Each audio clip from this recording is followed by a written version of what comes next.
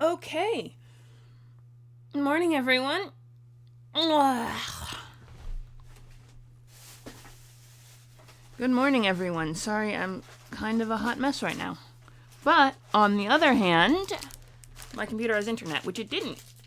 Oh, yeah, I had to reset the router, and then that didn't work, so I had to frickin' fix it in other means. I had to restart my computer, basically. But, it needed a good restart every once in a while anyway. So, it works. Let's, yes, it's already set up for this, so we just have to see if it's working. You feeling it?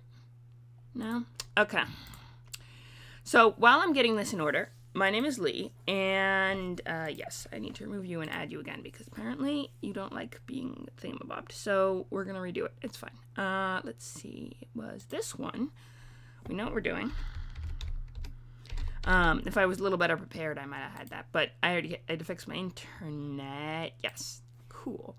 Then we just go to here, hit this, and then we, this is an article. I actually edited this article on Wikipedia, and there's a whole history of how the wiki broke, partly because of this article. And I have to log in. Okay, that's fine. I have to remember to do this before I start editing anything, otherwise Christoph will try to go back and give me credit and break the whole wiki. That happened. Oh, yes. And I'm going to have to do all these other stuffs. So while I'm doing all that, sorry, my name is Lee. Hi. Welcome to the stream. He-ish vibes today. I'm not a woman. Today is fine. I'm, pretty chill about pronouns, but, just... apparently it's very unclear that I'm a woman, so, that's a thing. What else? Hair needs to get in a spot that's unthingied and also looks vaguely masculine. We'll go with that. That'll work for now. Just so I'm not fidgeting with it. What else? I also need to get my thingies done.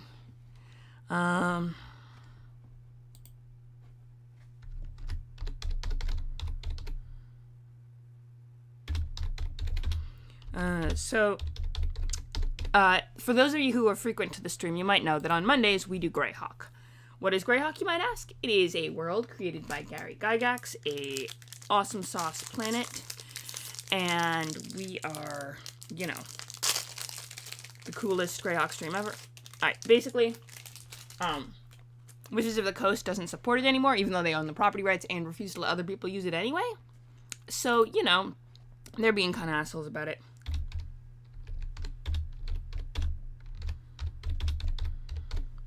Boom.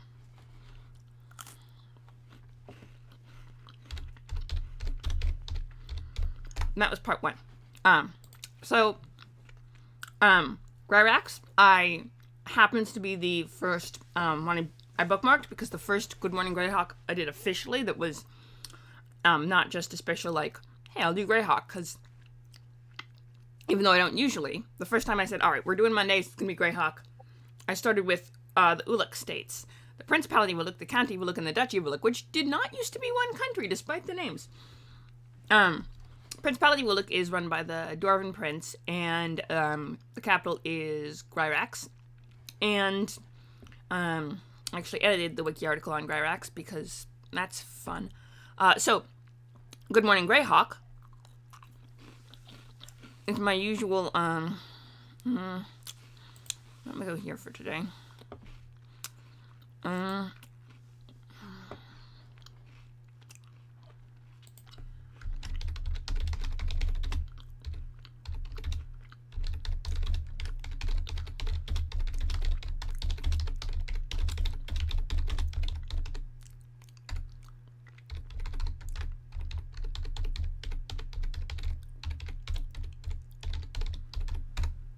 Okay. Well, that's gonna. I'm gonna try something real quick. Sorry, I know I'm a little all over the place. Well, you're gonna have to figure that out on your own. I cannot help you. Okay, cool. So I'm gonna do this, and then I'm going to go and one last thing on Discord, and then I promise I'm gonna just run right into doing Greyhawky stuff. My plan for today. So, every morning I usually do a Greyhawk wiki run. We go through the wiki, we learn stuff, we occasionally tweak things on the wiki that need tweaking, edit typos, other stuff. I should probably, hang on. Give me a sec to log in. Otherwise, if Christoph shows up,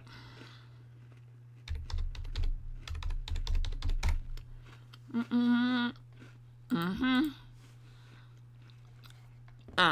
we go.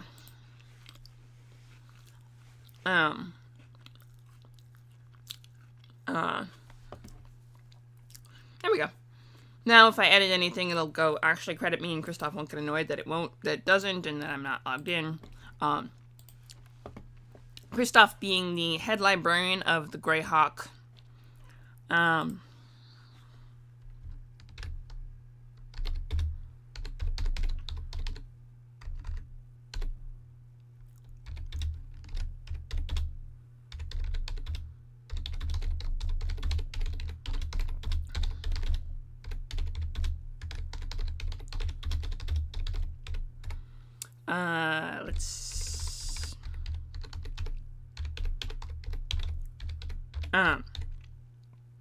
So my plan for today was, so usually we do on Good Morning Greyhawk, we do, which is Mondays, which is today, we do a Greyhawk wiki dive.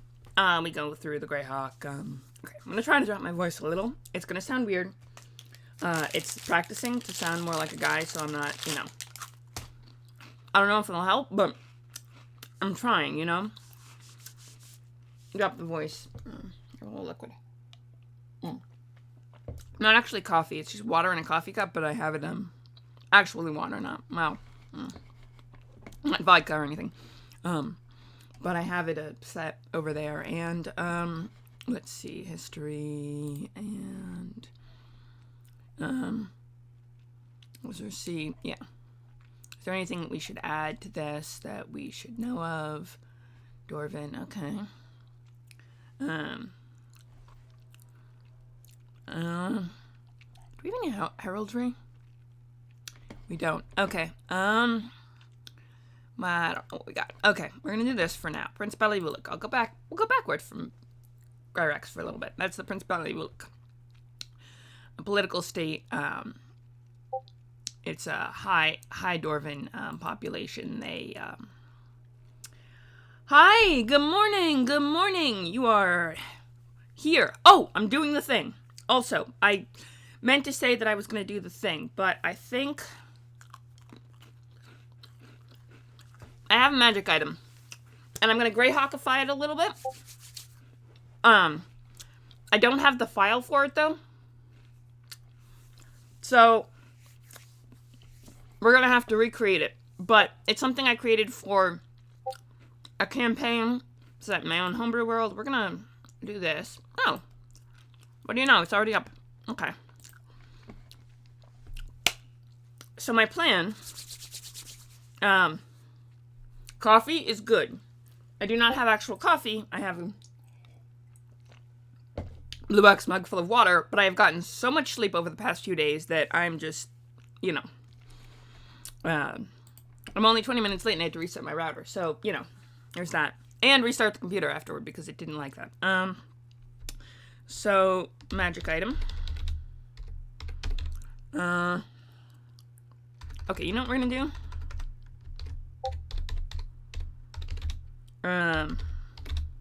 Here we go. Flumspane Glaive. I guess the rarity is legendary because it was a one-of-a-kind item made, because it was a one-of-a-kind magic item that was made by... Well, I'm working on who was made by, because we're going to Greyhawkify it and make an actual Greyhawky explanation. So what we're going to do with that is we're going to...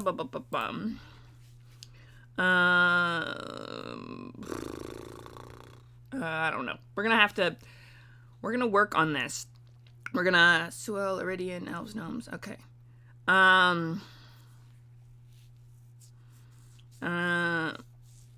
House Court. Okay, I do not like red links. I am gonna not. We're gonna ignore the red links. You know, we're gonna get rid of go to World of Greyhawk.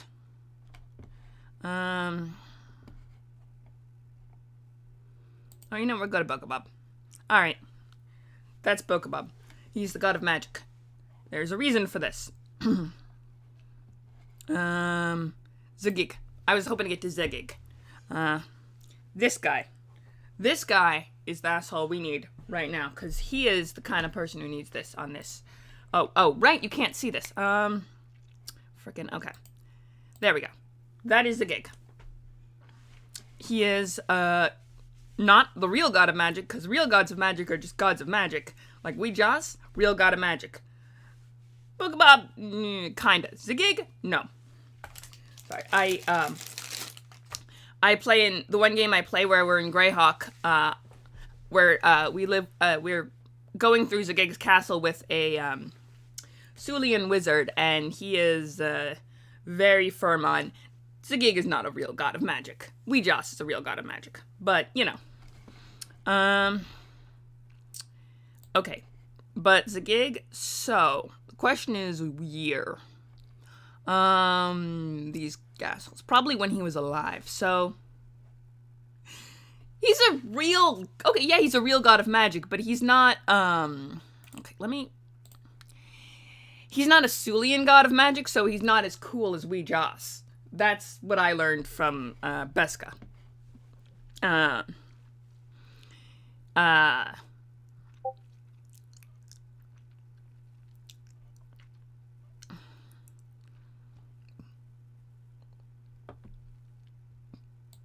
Doesn't mention Weejas. Huh. Interest. That is, because you'd think that would mention it in his, I wonder if there's anything on Weejas's... Okay. Nope. No, I've been listening to Beska's propaganda about the Sul. He's a Sulian wizard that is traveling with our party and is generally pretty awesome. Ish. He's fell on the wrong side of the... Hi! Yes, I know. We're not doing this. We're right. We're making a magic item. We are making a magic item, and I will get back to Weejas later in the stream, if we have time. But, Zygig, let's see. Realm, worshippers, clergy,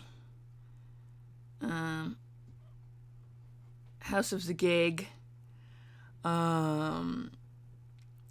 ooh,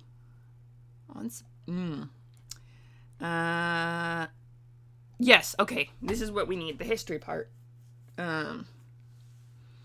Despotrix, they should find some more, on her, because she's probably got something on her, right?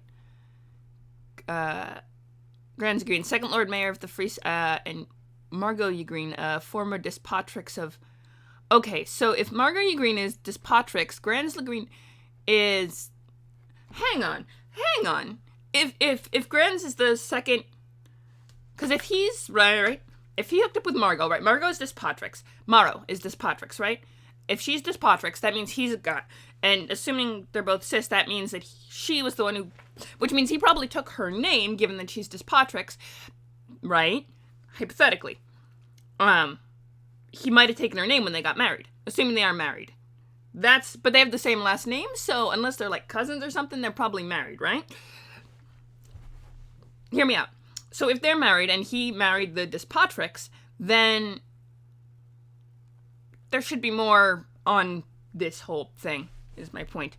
But, okay. Unless she took his name before becoming Despotrix, but she's not gonna fucking change her name if she's already Despotrix when they get married. That's not happening. Not in Hardby. So the question then becomes, did she marry him and then become Despotrix? Or did she, and her daughter took her last name, clearly. So then, or her, granddaughter or great-granddaughter, however that goes. Okay. Ended up with her last name, which suggests that it tries the female line, which I'm sure Hardby makes sense in Hardby, but that's a whole separate... We're also getting back to that later in the stream. First, magical item, which means first, a little bit of history. Yes, he became... Okay, so... sometime around 310. So we're gonna get 310. This is an important date. And so he became directing oligarchy. And then immediately, he became Lord Mayor, and then immediately ditched for a year, which is a kind of terrible thing to do as Lord Mayor. Like, apparently he was a decent Lord Mayor, but, like, he ditched for a year. Well, I mean, he brought back all these rare and unusual treasures. From a lost land city, but, like, you don't just ditch for a year when you're the Lord Mayor of a major city. That's not... Okay. So he was Despotrix of Hardby in 339. This is also important. While he was still Lord Mayor, because... I mean, he rounded it in 351. Okay, I'm thinking post-351. When,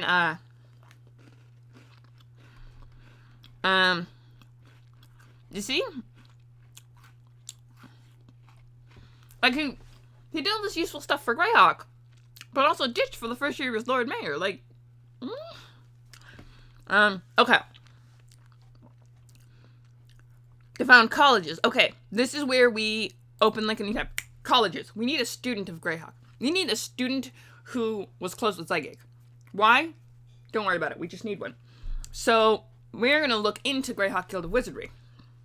Assuming the internet holds, because I had to reset that. No, don't even talk about it. Don't leave. You're jinxing it, Lee. Here we go. Largest amongst, it also claims the least political, secretive, or closed of any mage guild. Be they wizard, bard, sorcerer, illusionist, even the most exotic, or some more exotic arcane spellcaster. Okay. Aggrandizement, as most others, no political agenda, nor does it require exclusive allegiance to any of its membership. Because of this, many magi across the Flyness claim an affiliation with the guild. In many places, membership of the guild is a source of prestige due to the guild's international fame. Nearly 1,000 members in its official roles, but in truth, only half the number are in the city of Greyhawk at any given time, and many of these are amateurish dabblers or virtually inactive. Okay. We're looking more for schools, but this is good to know. Good to know. Founded in the late 4th century by the Mad Archmage Zygaig Green. 393. Let's see what. Okay, you know what? If there's an exact date, then it should be put in the main. All right, I know we're supposed to be doing things other than editing, but right now we're gonna. It's just a little thing, but look, you know, if we have an actual year,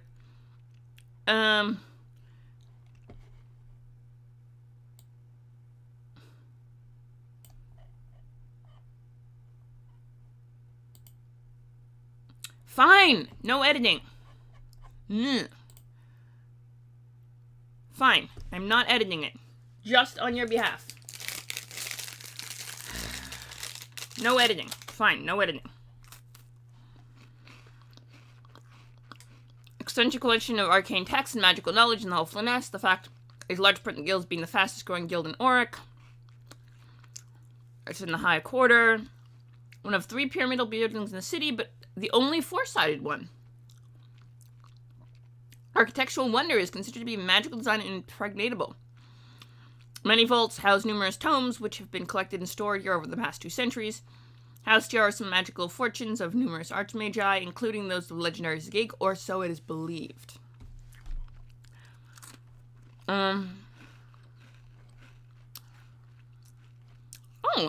Survived the Greyhawk Wars untouched.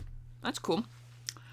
In fact, many magi view the guild as a sort of safe haven from the turmoil that exists in their current beleaguered homelands. The guild has long since taken stewardship of the University of Magic. This is what I want. It used to be administered by the more austere source. Okay, this is where we want. We want universities. Okay.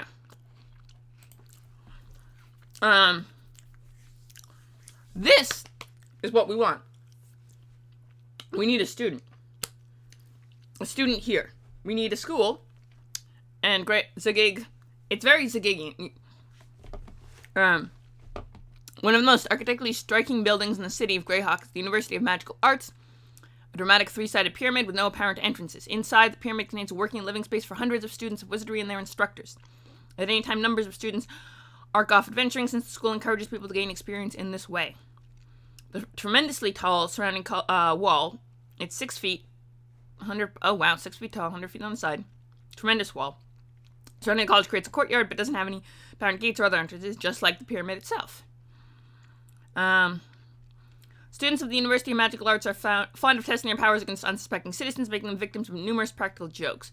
This practice is strictly forbidden by the university. Students caught in such activities are expelled. Doesn't stop them. Okay. Interesting. Okay. Alright. So we're saying, okay, right when Zigig was in the height of power, right? This is important. So right after, probably, so like 350, alright. This is where the Greyhawkification comes in. Ready?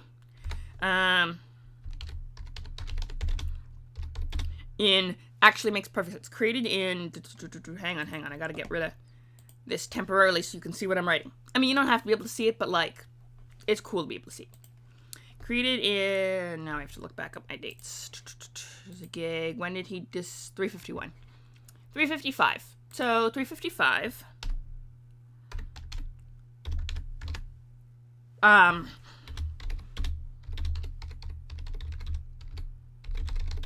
At the boom. What's it called? University of Magical Arts in Greyhawk. This is the Greyhawkification part.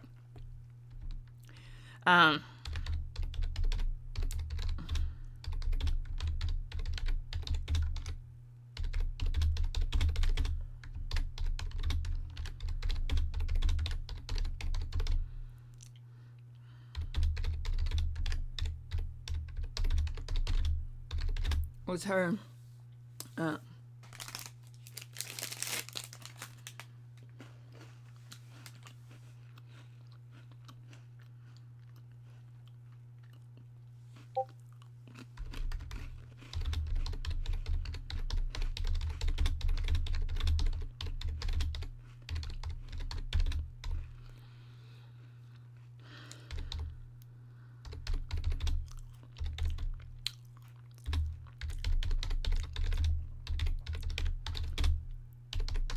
basically that was the backstory for it. Originally it was created as a student, like as a final for a magical weapons class.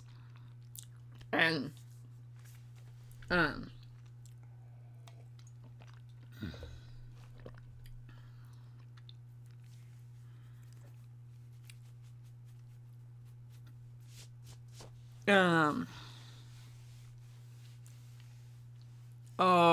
there could be some fun stuff with this. Magical weapons. The Glaive has gained infamy.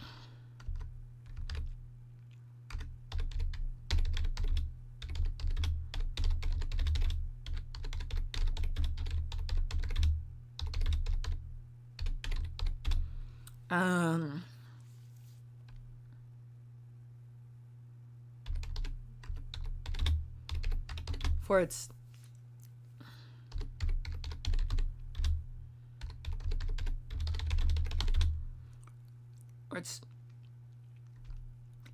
its extremely unusual. And this is the whole thing about the Flumpsbane Glaive that I love so much. It looks ridiculous, and which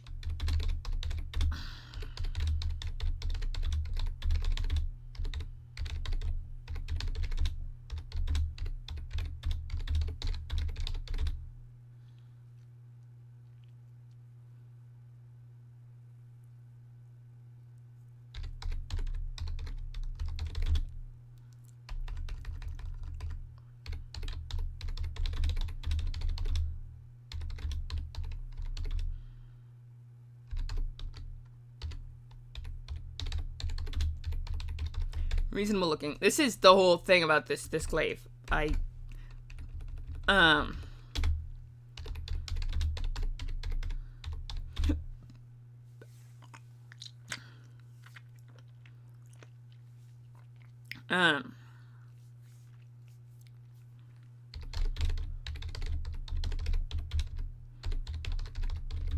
glaive. I mean, I guess if you had a player character have this glaive, you could make a DC 40 check to like a DC 40 check of some sort. I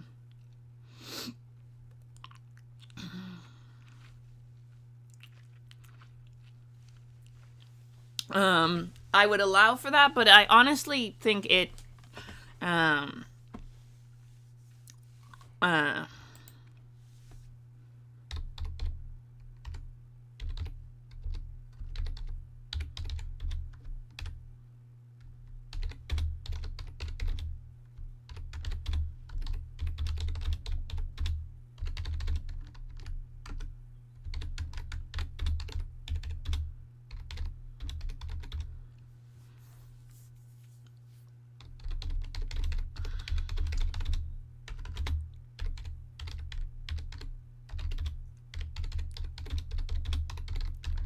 like this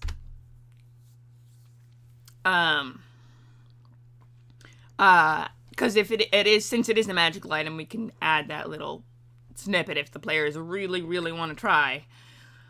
Probably at least a DC 45. I mean, honestly, at least DC 40. Even under 5th edition, a DC 40. Because, like, meaning you need a nat 20 and to be extremely, like, skilled at this.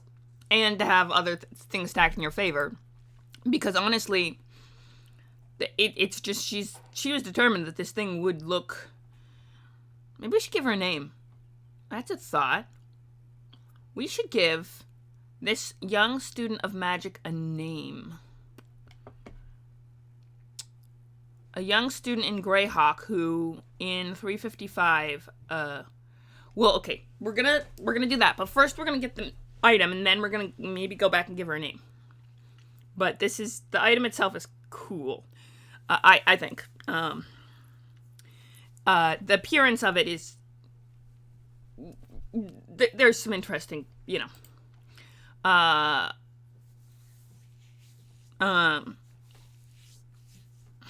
Okay. Here we go. Ready? Okay.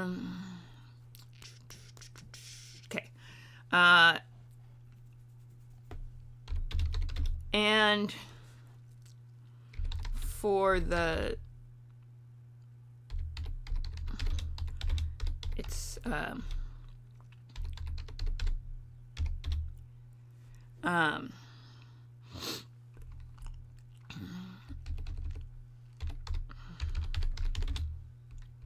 its power.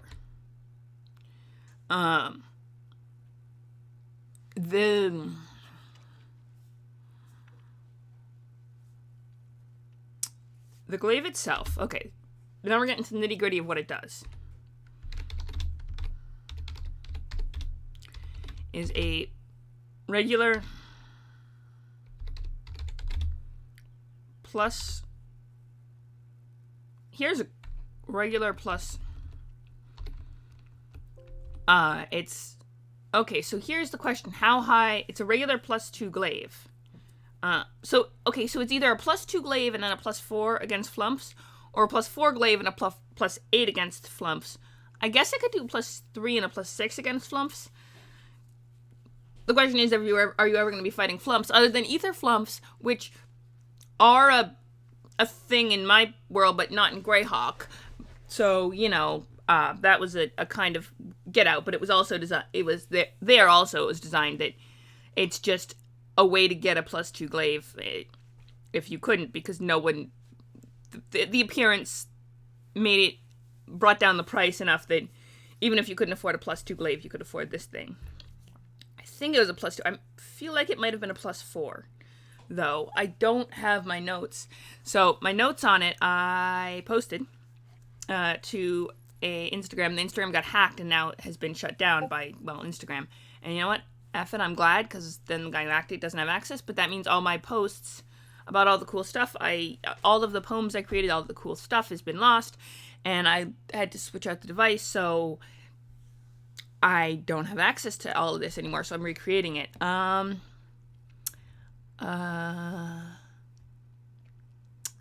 might have notes on it on my notes on Hawthorne.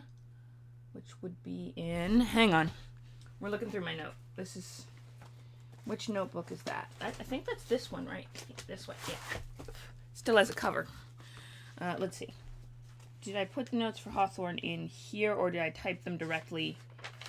I think I put the notes for Hawthorne on a separate sheet and typed it up directly because, no, and Hawthorne, when did they first meet? Father Eldarin, they met. He's Paladin. Oh yeah, no, Paladin Michelin. Yeah, no. They met him well after they had broken off with. So the wielder of this originally, when I first conceived of it, was Hawthorne.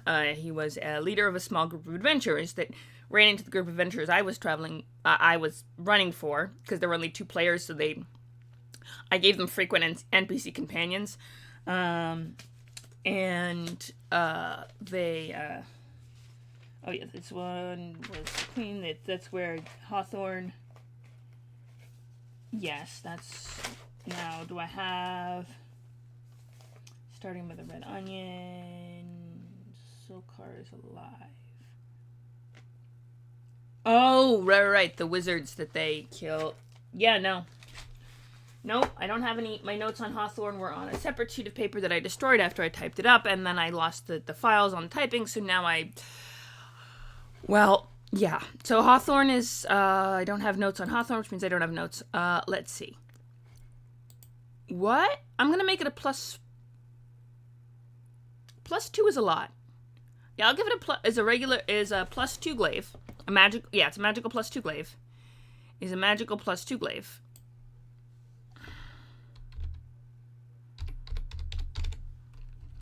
+2 glaive. Hang on a sec. It might be times. Give me a sec on. I know I'm not doing as much Greyhawk and more chasing down references, but I want to design this magical. Now that I've Greyhawkified, I want to make sure I get the stats well. This is going to be an awesome magical item. Let's see. Magic item. Careful. Still falling apart. Magic items.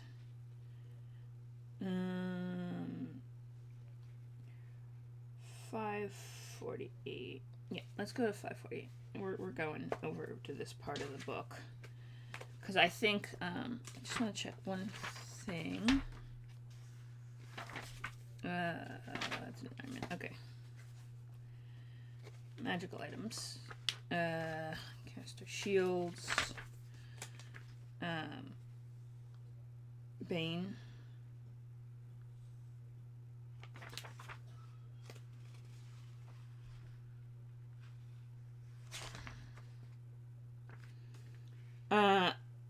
+2 better than actual bonus. So it was +2 +4. Yeah, let's go with +2. Magical +2. The glaive is a magical +2 glaive. Against all foes.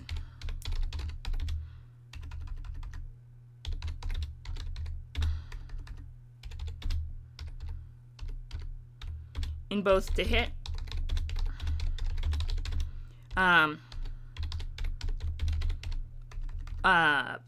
The bonus. Yeah, so it was +2 +4. So yeah. Goes up to +4.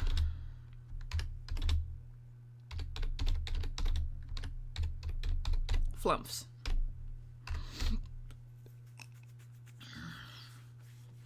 The creator's reasoning.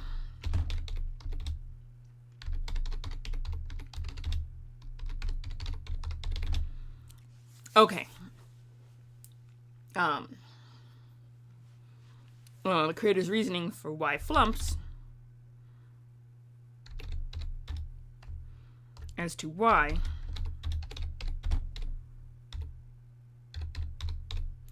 Okay, wait. The question is, do flumps exist in Greyhawk? If flumps don't exist in Greyhawk, we're going to have to find it something else. But I'm pretty sure... Let me go here. Bookabub. Sorry, Bookabub.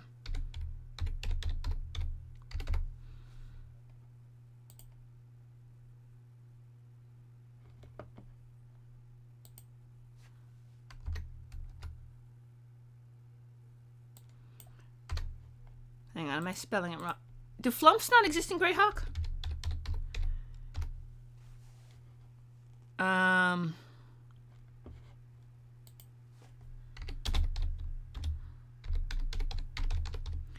This is an important question.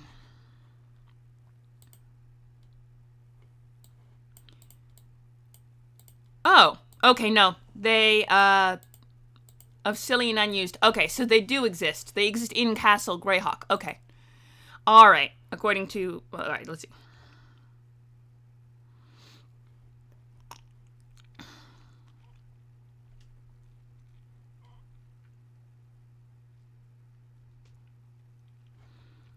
Castle Greyhawk, which is the one we're running through.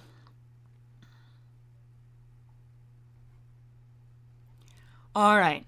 Beautiful. Okay, so the okay, they appear in Castle Greyhawk. They're not enough of a... Alright. Okay. Yes. This actually works brilliantly because it's... you might be the only person watching the stream right now. Okay. Okay. So yes, we do have flumps. Alright. Flumps being Glaive. I don't think they need a page on the wiki because they only exist... But the fact that they exist in Castle Greyhawk actually works wonderfully for this bit of lore. Because reasons. Boom. Okay. Yes. Why? Flumps. Which... Real... Harmless creature. Rare and harmless creature. Extraplanar creature.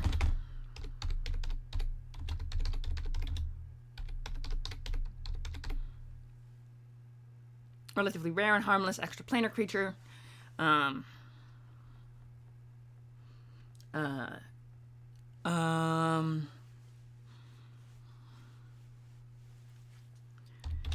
Is still unknown.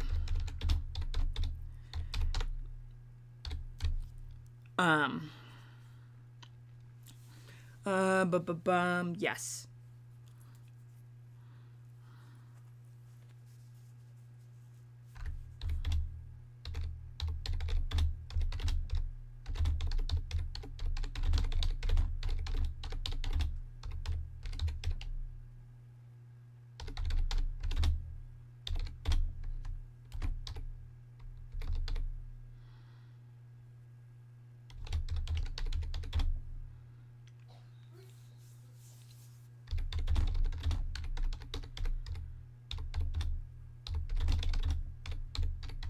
Yes. Okay. This is an exceptionally powerful magical item that is just utterly ridiculous. Description.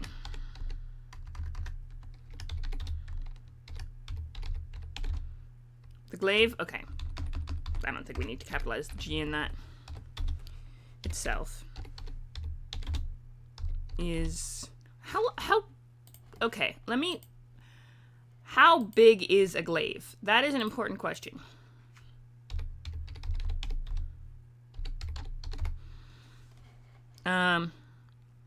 Okay, so 6 or 7 feet. So a socket.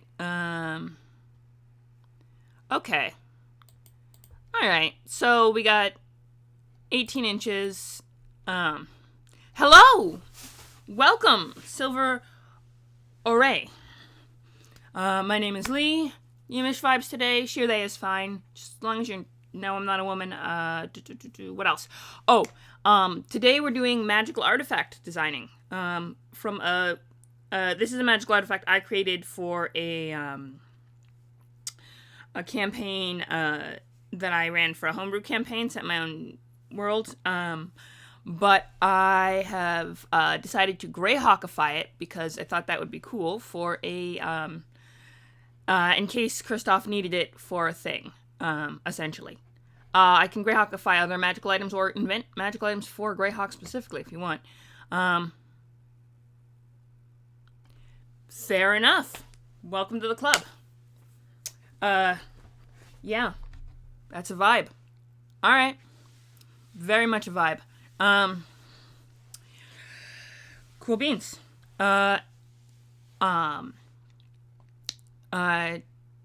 So, yeah, we do D&D and other RPG content, mostly. World building, item creation. Okay, item creation is fairly rare, but we do a lot of world building and other stuff. And today, we usually, on Mondays, we do what's called the World of Greyhawk, which was created in 80s by Gary Gygax, who is a great creator and, may rest in peace, father of Dungeons and Dragons. And we, so Greyhawk was the first world created and is pretty awesome and has a great community of very chill people who, yeah, that's true. He wasn't exactly a paragon of virtue, but nobody is. And everything he created is still a good thing. And the fact that he was instrumental in putting Dungeons and Dragons out in the world, you know, certainly is certainly a net boon for the world. And Greyhawk, the current Greyhawk community is freaking awesome, and that's the reason I got into this, doing one stream a week for this particular, yeah, that's a whole thing, isn't it? Is a whole thing. But, yeah. And, also, Greyhawk, if you dig into it, is really cool. And just kind of awesome. And I have been digging into the lore behind it every Monday for... I don't know how long I've been doing Good Morning Greyhawk. Sorry, sorry, I know, focus. We're shifting focus, I know. However long I've been doing it, and I've been trying to create this epic glaive that I wanted to recreate, that I, oh hey, cool, always love followers. Yeah, I was trying to recreate this epic, I know, Gary Gygax there are some dark, ugly things in that, which maybe give him slightly worse rap than he actually had, and I don't know how to say, like, it was long ago. It's not my area of expertise of what he might not have been a good person. Didn't know him personally. I know that there is a darker side to the creation of Dungeons and Dragons, and I know that,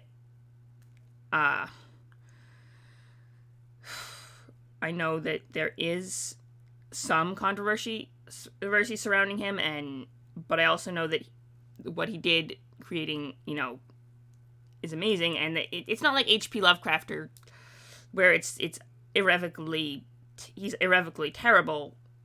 It's more, but was a great artist. It's more, he was not, the paragon of virtue, but also, nobody is. And I've heard some things, actually. Yeah, HP, yeah, no. It's not even fair to compare them. I've heard a few things about that, but I don't know for sure. I'm not an expert, like I said. I've just heard half whispered rumors and kind of said, well, yeah. I don't know. There's no way to know. For sure. And I would rather focus on the future because I can't keep going like that. Anyway, my point was... sorry, I didn't mean to bring this up. Sorry. I was looking up how big glaives are because I needed to...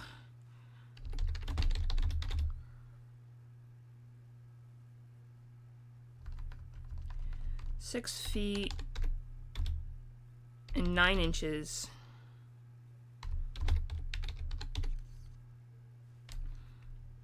Of purple hardwood.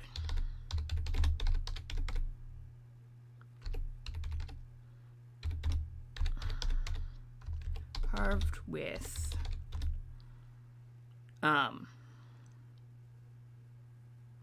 roses. Definitely roses. Carved with roses. Roses.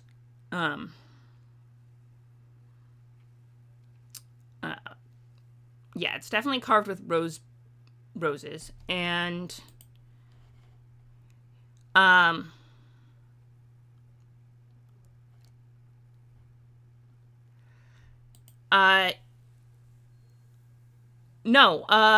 purple heartwood. I thought purple heartwood. It's definitely, if it's not, I was, yeah, here we go. It's, I think it's a type of wood. I don't know if it doesn't exist in Greyhawk, then it's stained, but like this,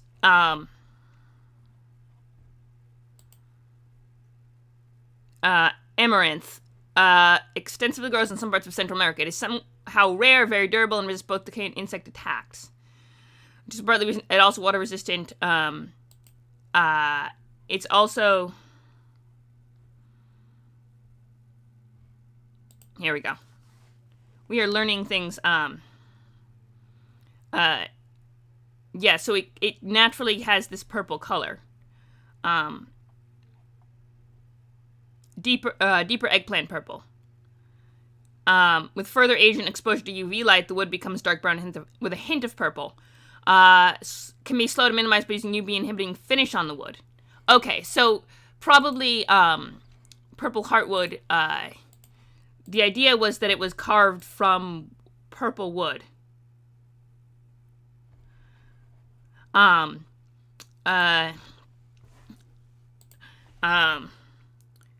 Enchanted.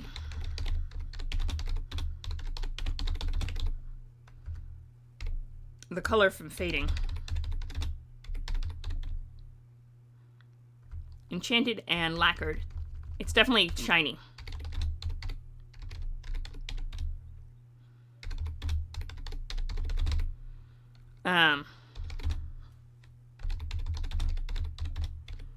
Yeah, no, that I was thinking. It's like it's just carved with roses, and carved with roses, with a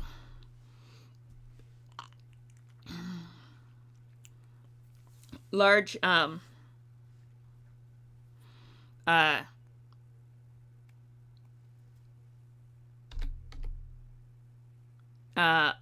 with a large faceted pink crystal at the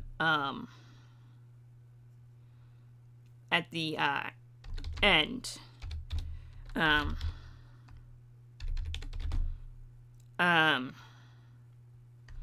Attacks made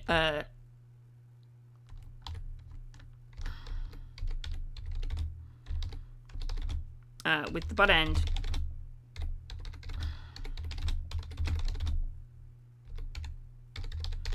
deal an extra, because I know there are some fighting styles that let you do like smack around with the other end of the glaive, deal an extra d4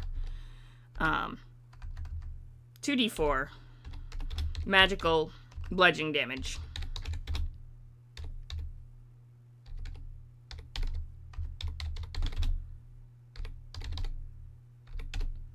Yeah, because Polearm Master and such, at least in 5th edition, allows you to, why am I putting, this is stupid. Sorry, my head's going all, okay, there. Magical bludgeoning damage, because I know stuff like Polearm Master will allow you to smack the person with the other side of the weapon, so if you do with this one, there's this huge pink crystal, a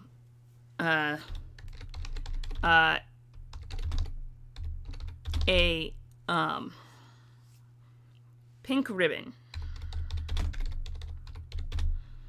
looped through a gap in the carving.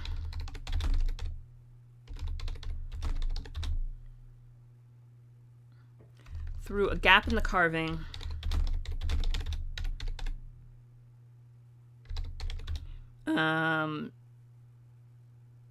Magically resistant to cutting, fraying, removal, burning, just under the blade.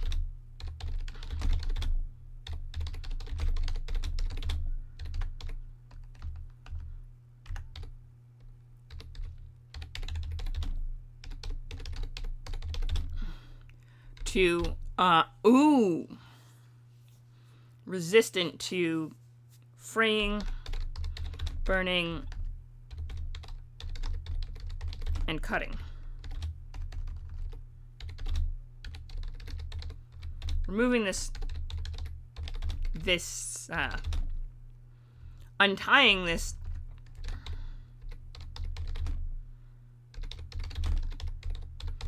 yes, it is a big pink bow that cannot be removed. It is this is part of the whole untying this ribbon. I didn't actually think of this before, but you know what? We're gonna do it. I'm adding this to it. It's gonna be awesome. You can cut it if it does end up untying this ribbon temporarily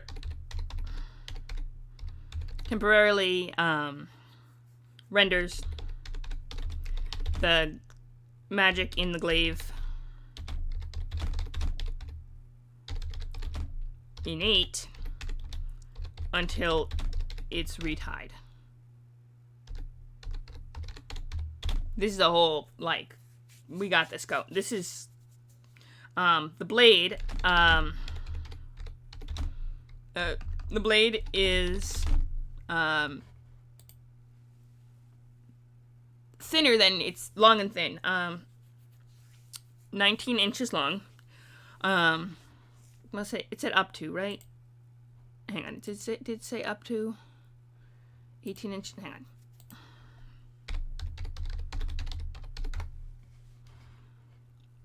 Typically up to. Yeah, so it's 19 inches. It's an extra long blade. Okay. Blade is 19 inches long than most glaives. Than most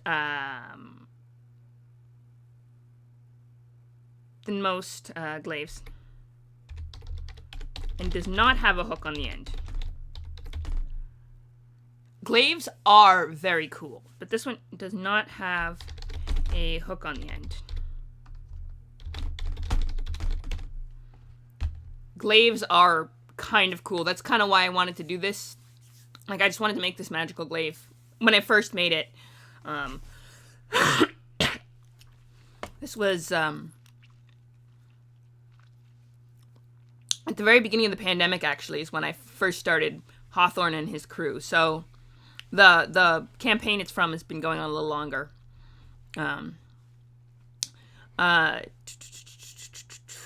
So yeah, glaive is kind of cool and underused. It's also the sacred weapon of Shelyn, who is one of the coolest of the Galorian gods, or deities rather. She is kind of awesome, and she has her sacred weapon is the glaive, and there's an interesting story behind it. And I think I also created a magic glaive for her, Paladin Michelin, which I could also Greyhawkify for later. We could do a whole series of magic glaives from Greyhawk, with like cool Greyhawk lore. Could be kind of fun.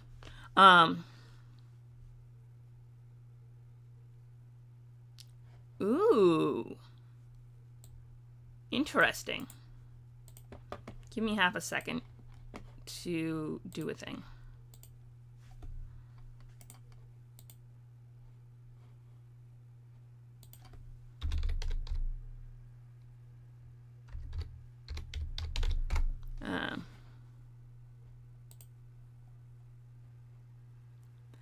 Iridian God of War.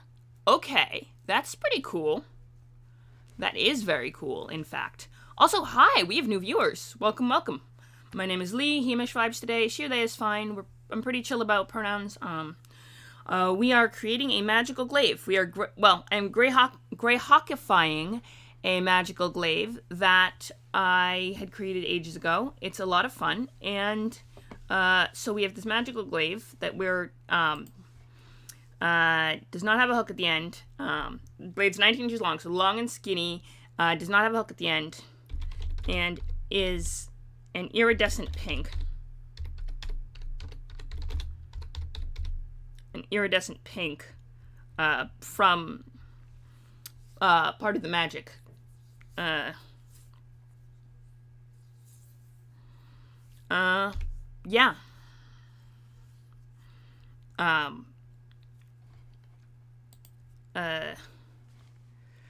Okay. Yeah, no, absolutely. It is for the Earth Journal if you want. Let's see, iridescent pink. Basically, it looks like a magical girl weapon, and that's the idea, is that it's really powerful magically. It's a +2 glaive, magic glaive, which in and of itself is pretty cool. With a random extra, attack, a little extra magical damage from the other end. Plus, but it's such a ridiculous foe that the bonus almost never goes up to +4, and if the party never fights flumps. And B, because it looks like a magical girl weapon, oh, hi! That is cool. Hide. Always fun to find Hides. Welcome. Hey, work on it. Delbreck, welcome to the stream. My name is Lee. He and vibes today, but it kind of varies. Tishi they, I'm pretty chill. So I am, yeah, absolutely. Everyone is always welcome here. I'm pretty chill. If you love tabletop RPGs and are willing to be chill and not transphobic, you are welcome to hang out in my chat, provided you don't, say mean stuff or, I only had to kick one person for being a homophobe. So, we're doing pretty well. Welcome to my stream. I am working right now on creating a magical item. So it's Monday, and Mondays we do Greyhawk, which is Orth, which is a world created back in the 70s by Gary Gygax, and it is the oldest existing Dungeons & Dragons setting, and it still has a huge community rallying behind it, despite Wizards of the Coast's current disinterest in... They have one 5e adventure set there called... and then called Ghosts of Saltmarsh, and anything else isn't even allowed on DM's Guild, despite the fact that they own the copyright, which means you can't publish stuff outside of DM's Guild either way. So it's a whole thing. But it's still a pretty cool setting and has a great plethora of fun community-created stuff that's just amazing. And so I do a deep dive into the Greyhawk wiki every Monday. And this Monday, I was going to Greyhawkify a magic item I created. So this is the Greyhawkified magic item. I think we're good on this. So what I'm going to do is save it, because you always, always, always save your work. Plumpsbane Glaive. Bane Glaive. For now. Yep, that's that. Okay. Then, wait, hang on. There was a thing... yes, we're gonna fix this now. So, a fun... Oh, right. First I have to show you. This is, usually how I do... I didn't have anything against flumps. The reason I created the Plumpsbane Glaive is because I wanted to create the most ridiculous magic item. Basically, the idea was, apparently, I've had some people who are worried that they're going to tweak some stuff. I'm not sure. We'll see how it goes. I don't have anything personally against flumps. They're actually kind of cool. I did create evil ether flumps, which are like anti-flumps, which are like some sort of cool negative thing, which these would also work against. But in general, no. It was just supposed to be the most ridiculous magical weapon. It was created by a student as a final for a magical weapons creation class. And in this case, because they Greyhawkified it, it was created by a student at the University of Magical Arts, which was, I don't know if it was founded by Zagig. Wait a second. Hang on. The lore, we have to line the lore up. Hang on. It was founded in... Hang on. Guild of Wizardry was... No, hang on. Founded in the 393. So we're gonna tweak the lore a little bit. Hang on. No, because 355 was... No. We're tweaking the lore, because if she's a student there, and... let's see. 393. So, yeah, 396. Student of the University of Magical Arts, because it was after the Greyhawk Wizard Guild took over... Wait a second, did they take over right after founding? This is an important question. It was founded by Zagig Your Hang on. Has long since taken over stewardship. Okay, Society of Magi. Sorry, I'm just curious as to when exactly they took over. Part of the Guild of Wizardry is not exactly true. Many magicians are members of both organizations. They are two separate and distinct entities. The society is, in fact, far older and much more insular. So they founded the... Okay. Late 2nd century by wandering magicians who had excelled from the Great Kingdom, though there were some who insisted these early spellcasters were actually from the free city of Divers. Long before the Renaissance that brought Greyhawk to prominence in the 4th century, the society found itself along the Celatane. It was about that time one of the members, the person remembered only as the Grey Sage, founded the Grey College, which primarily has always been the visibility and power of Greyhawk and its mages, even when the present city was a little more than a backwater town. This made the magicians of the society among the first to see the potential and value of the place that would eventually become the Gem of the Flyness, and the Guild of Wizardry itself. Interesting. Huh.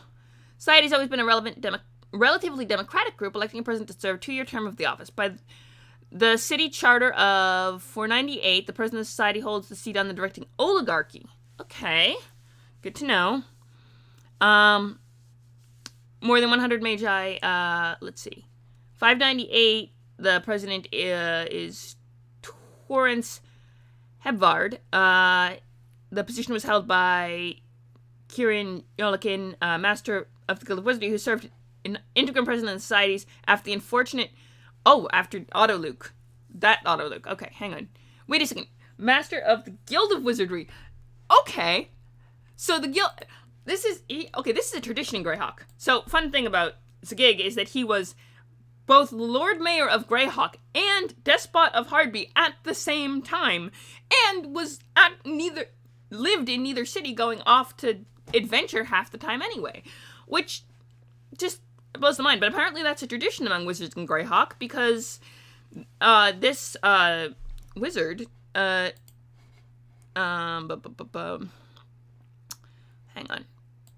on. Society of Kieran Jolakan actually served as the founder of the Master of the Guild of Wizardry and president of the Society of Magi at the same time. Guildmaster of the Guild of Wizardry and principal... Oh, he's the principal of the University of Magical Arts. That's pretty cool. Cool.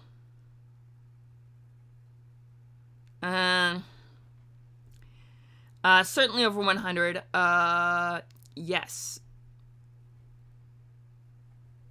Of Selenian.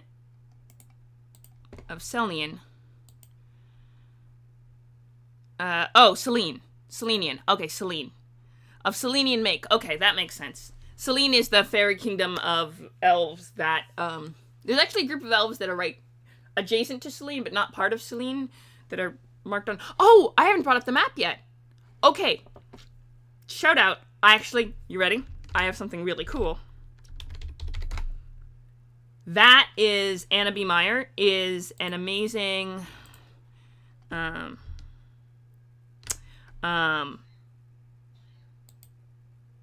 an amazing cartographer, and her website, annabmeyer.com, has this map of Greyhawk that we've been using for our streams because she released it in a Creative Commons license, and it is just the coolest. It is one of the best maps of Greyhawk of Orth. It's a map of the Flyness, which is this particular region of Orth. The free city of Greyhawk itself, which is where we're going, that's the Near-Div's here, so it's south of Near-Div. Here we go. City of Greyhawk is here, if you look on the map. the zoomy thing is actually pretty cool. Oh, Grosset Grottle. I wanted to do a thing on Grosset Grottle. I wanted to, like, look into it a little more, but I haven't had a chance. Okay. Sorry. There's so many really cool things I wanted to look into. But, okay, so Anna B. Meyer basically is amazing. She was a fighter pilot in the Swedish Air Force. She is total badass, kind of awesome, and very skilled cartographer who makes these amazing maps of Greyhawk, and absolutely should support her Patreon. But, so this is, the map we usually use, and Celine is, where's Celine? Is over here somewhere. Gold County is part of Farundi, right? Yep. Okay, so there's Valuna, Celine. Here we go. So this is the Velkenwood, which this area right here, sorry, a little bit of a tangent, but, I actually, this area right here, which is unmarked, is actually a bunch of elves that don't track with the Fairy Kingdom of Selene, which isn't actually, tied to the Fae directly. It's just, holds that distinction because elves are Fae, adjacent, and yeah, it's not actually connected to the Fae as such, but it still holds the title of the Fairy Kingdom of Selene. And,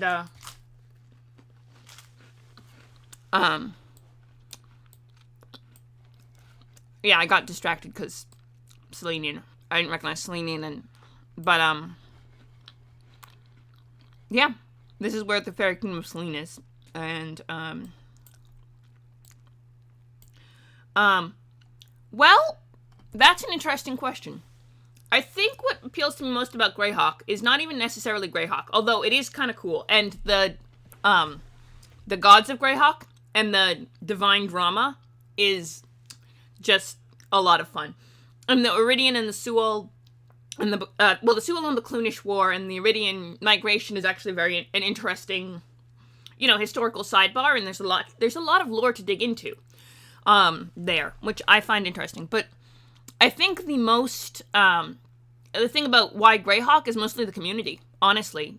The lore is fascinating. The breadth and depth of the peoples of Greyhawk is amazing. Garl Glittergold also has the best strip of any deity ever, just saying. But no, it's more like, and if you look back to, like, the Zagig and just his whole history, it's just so ridiculous. The reason, though, that Greyhawk appeals to me so much is that we have the greatest community of, I started with, I played Pathfinder, and I hadn't been big on the online community for D&D, so much, just kind of on the sidelines, but then I was quarantined at the beginning of the pandemic, because it was March 2020, and I had a cold, and there was no test, so I got quarantined for 2 weeks. And I lucked into going onto a roleplay forum, and I hadn't roleplayed in a while, and I lucked, through a series of events, I lucked into a game, and I realized you could play Dungeons & Dragons online. And because of that game, I met Rory, who is a great DM, and who's now founding a freaking cooking website that's going to be kind of awesome. I'm super excited about that, actually. But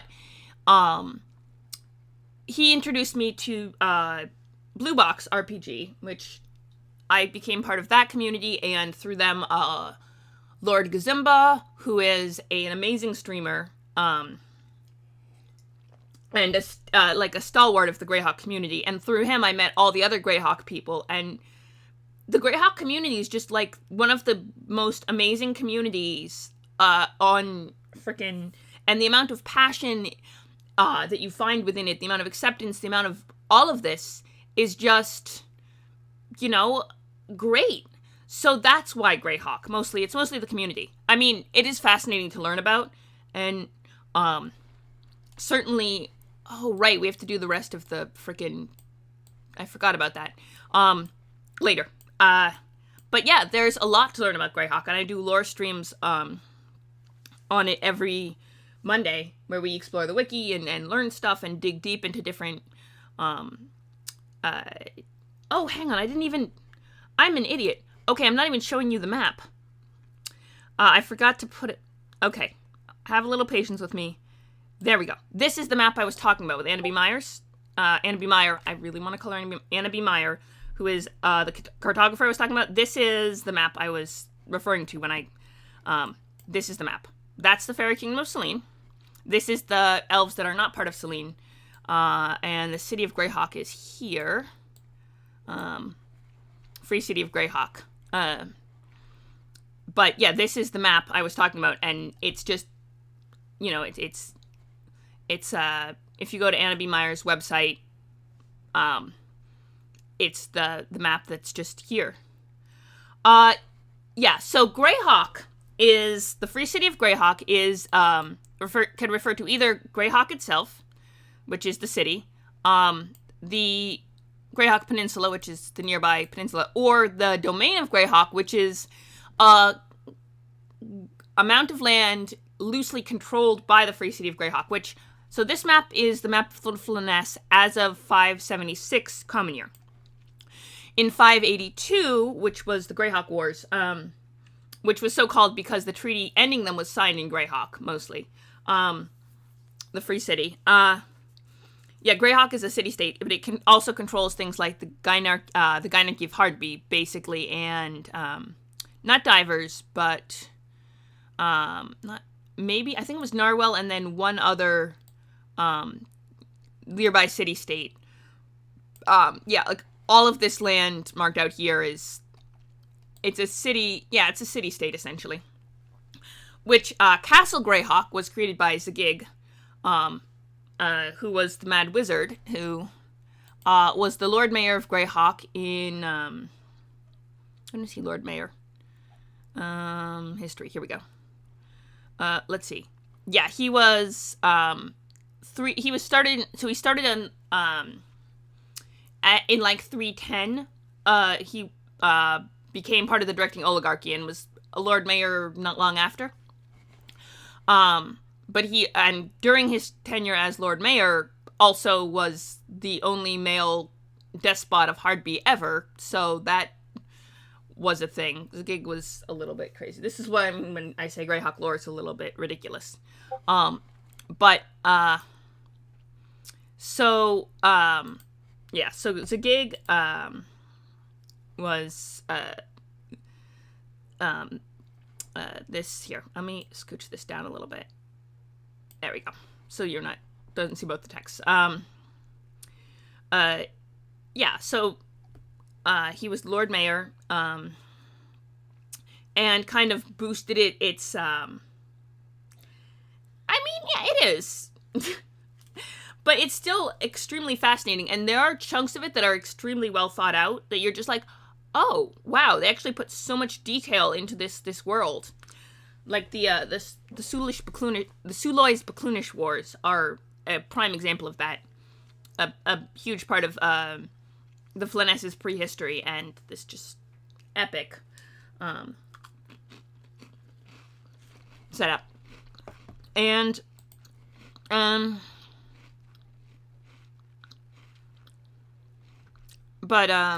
yeah, they control a lot of this land in this area,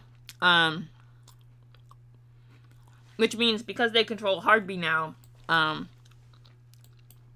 goes all the way from the, what sea is this? The Sea of Grenalt to the Near Div. So the entire Celatin River basically is controlled from Greyhawk,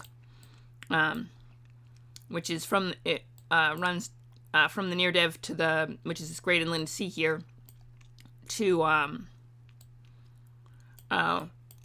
the Woolly Bay, which is Sea of Geralt. I think the Azure Sea, yeah, the Azure Sea, it kind of, which then branches out into the Azure Sea here through this narrow channel near the Portage, which is, yeah. But yeah, so the reason why Greyhawk is because the great community. And Greyhawk is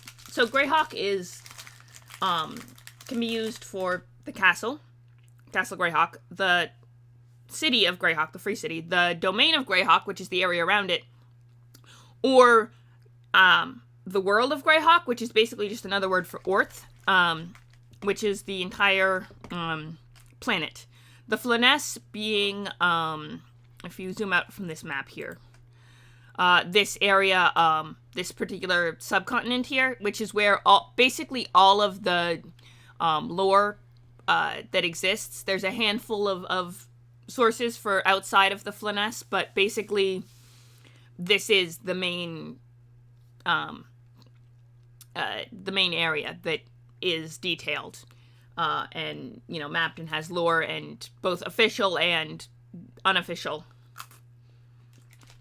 For example, there's a free city of Altamira, which I never remember exactly where it is.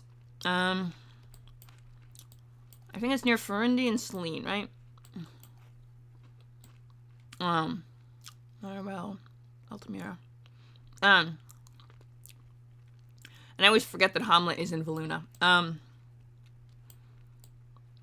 But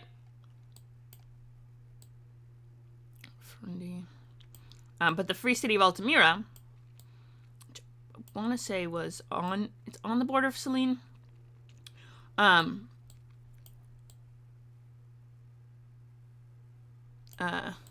If I can find it on the map, if I can't.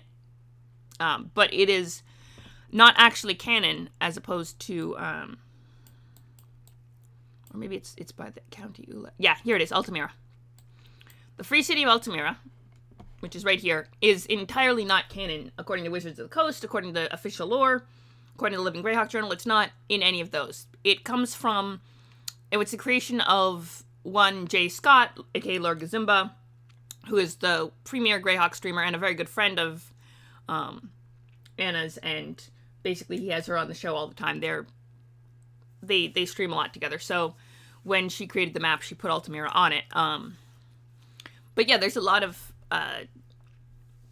cool stuff. Yeah, Altamira is freaking Jayhawk, which is kind of cool. But yeah, there's Greyhawk is this sprawling, expansive world. Altamira? Did I say it wrong? Hang on, let me find it again. Can't even look. At least on the map. Altamira. Yeah, Altamira.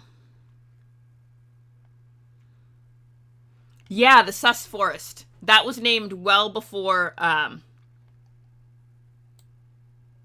Oh, yeah, I suppose it would be sensible to put a footnote in saying that it's not canon. But that's true. Oh, really? Yeah, because she's been working on this map and improving it. Like, this is the 2020 version, but she has other versions of the map. It's, fair enough. But yeah, the Sus Forest was named very much before,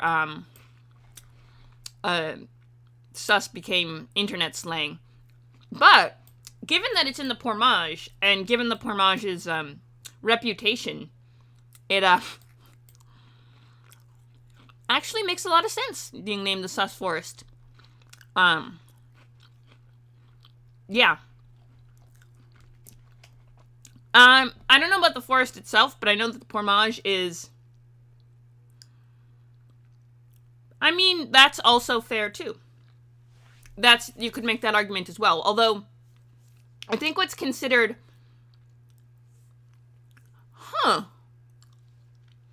Interesting. I never actually questioned why it was called the Sus Forest. I just figured it sounded cool and it wasn't internet slang back in the day. That is interesting. I think the definition of canon, because there is a certain boundary, is stuff published by, let's see, Wizards of the Coast. Before them, it was TSR, right? That was the publishing company that took over from Gary himself, I want to say. My knowledge on the history is less. Stuff that was published in official sources, basically.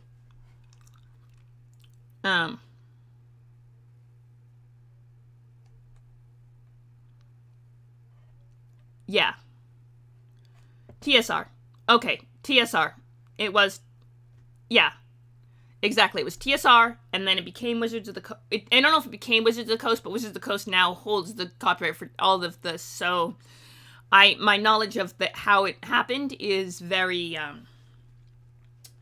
very shaky at best. But yeah, TSR. First, it was TSR sources. Then it was the Coast sources, basically stuff published by them. The Living Greyhawk Journal was, I think, sponsored by. Yeah, that's true.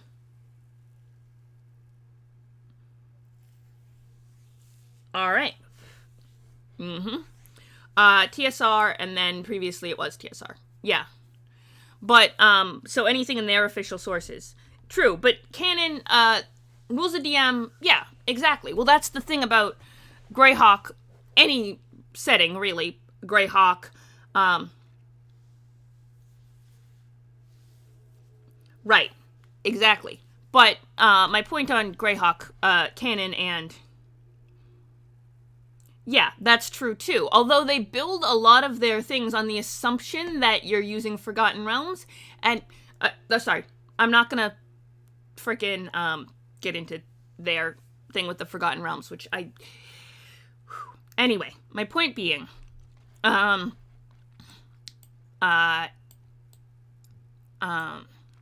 their new freaking Tasha's. There's a lot of stuff that Wizards of the Coast does that I'm not entirely on board with, but that's beside the point. My point on this was,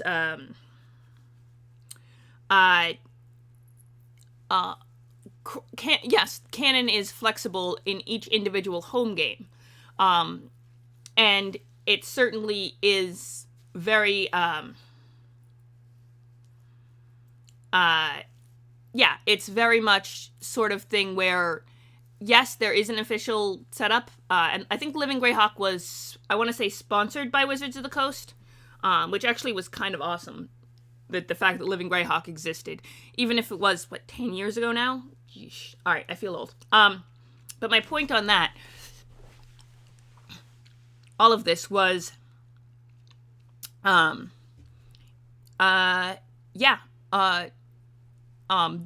official canon is, there you are. I was wondering where you were.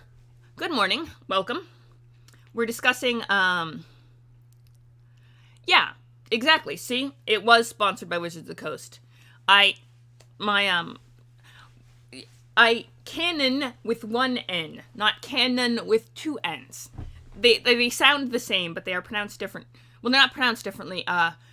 They sound the same, and they are, they're pronounced the same, but they are extremely different in terms of, You're feeling better now, though, right?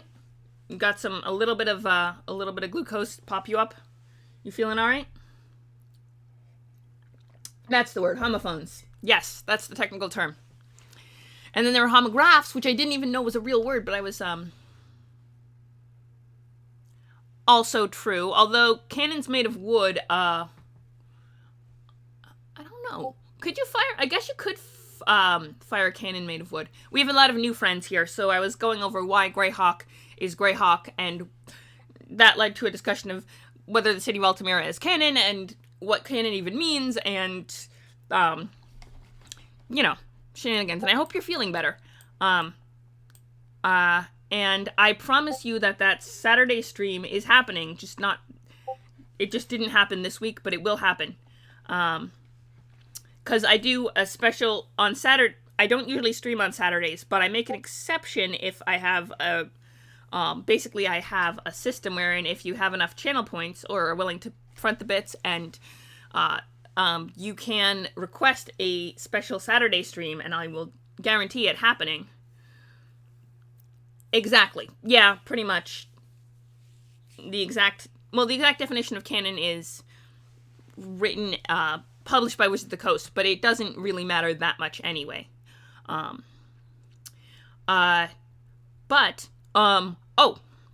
It just gives people a shared reference to work with of what they can, that they can use, and then it gives people a shared reference so that they understand where each other's coming from, and then each DM modifies it further for their own home games, essentially. But yeah, I do special requests for Saturday streams, for those who have a lot of channel points and or a lot of bits. But yeah. So yeah, special. And I was promised one this Saturday, but I had a COVID booster because the CDC now recommends that you get a second booster if you had the J&J because you need 3 shots apparently, and it kind of conked me out. So the streams didn't happen this weekend, but even the Sunday stream didn't happen, which was very sad. But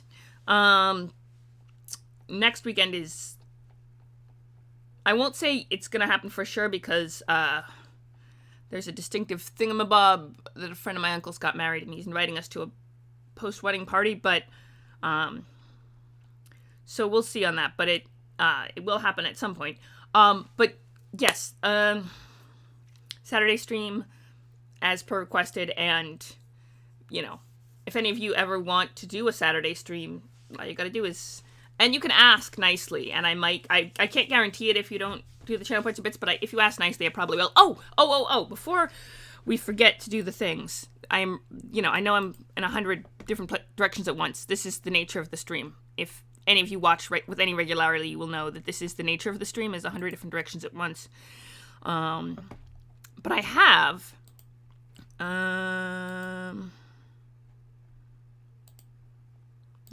yes. Yep. Okay. A Majiggy what's it? Yes, I know. I managed to stay conscious for that game and for the one on Saturday morning, and after that game I just lay down and did not get up for 5 hours. And then it was like, oh shoot, yeah, streams, that should be a thing. And then I was kind of half groggy. But yes, if any of you ever want to go and go to my Discord, we are getting more and more people, and it is becoming more and more fun. And it's a fun time. I am not working, I'm working on getting it better, so it's kind of a little mess sometimes, but I guarantee that there's at least new fun memes every day. That I guarantee at least that much. And, also, quick commercial break. I will give you this as well while we're doing this. So there's this company called Relentless Rebels, who make very cool Viking-themed jewelry, and they make really nice stuff. My example piece is, I can't find the other one, right, which is a shame. Oh yeah, here it is. This is my favorite piece from them. The skull with the frickin' gem. I think this is like the coolest necklace, pretty much the coolest necklace I own. I don't wear it too much because I have my St. Christopher, but this is definitely cool vibes. Here, I'm gonna put it on for a little bit. But my point is, they make fun, cool vibe jewelry, and you can get 20% off if you use my code. So, I don't have any sponsors, but that's the closest I have. But yeah. Back to other fun stuff that is cool and non-commercial. Map of the Near Div, we had Greyhawk. But what I wanted to do was, since they had it was a society, it was the Greyhawk Guild of Wizardry. See, okay, so here in the thing it says was founded in the late 4th century CY, but here it says 393. So if you have an exact year, you should put the exact year in the text of the article. So I'm going to do a little bit of editing. I almost always end up live editing the wiki on these Greyhawk Good Morning Greyhawk streams. It is a tradition almost. Let's see.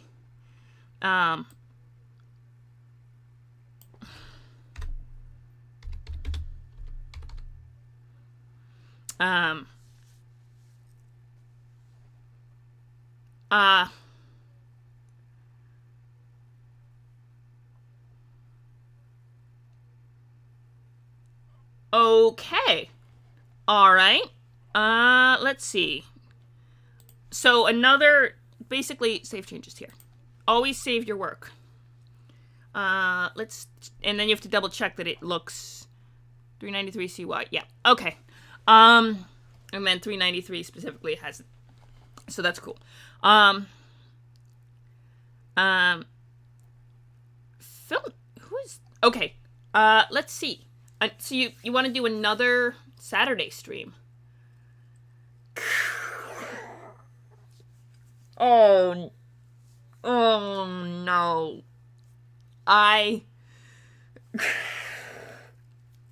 I'm not gonna, okay. You know what? Since we are creating, actually, given this, let's see. This one, because, yeah, we did not create the Student of Magical. What I actually had in mind for her, is, you know what we're gonna do?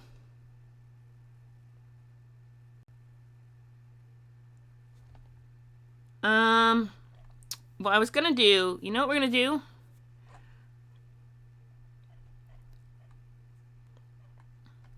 You know what we're gonna call them? You know what we're gonna call her? You know what we're gonna call her? We're gonna call her, because Lisa is a little on the note. But I'm not sure if that's a Greyhawk enough name, but Leah works. Let's do, here we go. Oh, news.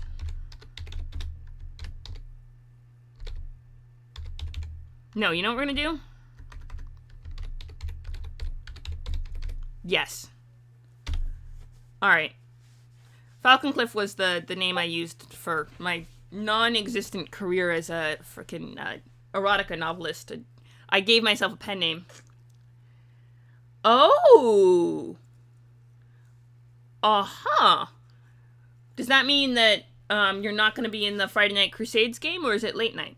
Because this is an important question. If you're going to be in a different game, then you're not going to be in the one I'm in, and then that is going to be cool. And as soon as I get back from work, I'll have to remember to stream it.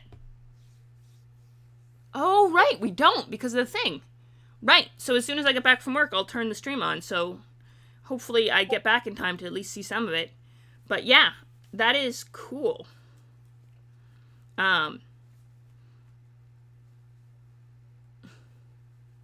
Yeah, so Leah Falconcliff, and let's see, Leah Falconcliff, student at the University of Magical Arts. Yes, we're gonna do this.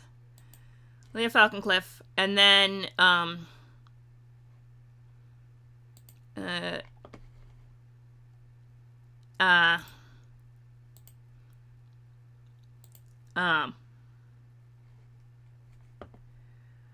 Gozumbria of Gozumbria.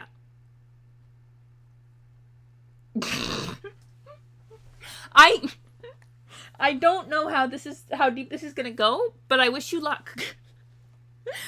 Alright, so I'm guessing that's the Gozumbria is the deity of romance and art, kind of like Gozumbria is kind of like Shellin, I'm imagining. Love and art and beauty and romance and all that jazz. Because I feel like that's the vibe. Oh, wow. Okay. Alright. Student at the University of Magical Arts in Free City, Greyhawk. Acquired prowess in creating magical weapons. The Glaive has infamy for its... oh, yes. The extremely... Alright. Boom. Uh-huh. Okay. I am... You know what we should do? We should do a emoji.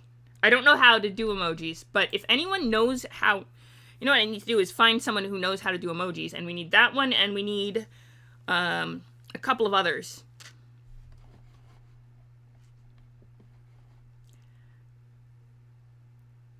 Ooh, now that's pretty cool. Very cool. That actually makes a lot of sense, though. If your lay on hands is a massage. Actually, the idea of lay on hands is a massage... Ooh, I need to borrow that for Relin. He is a paladin of Shellin, goddess of love, art, and beauty. I pretty cool, actually. No, that is pretty cool. Paladin Michelin, he's sweet. He has let's see, what was it? 7 intelligence and 8 wisdom. He's a good kid, but he's just not very smart. But he has 19 strength and I think 12 dexterity, so not great dexterity, but really good strength, and is good at drawing. So Shellen was like, okay, come here, honey. We're going to make you a paladin, and you're going to fight things for me, because I got this.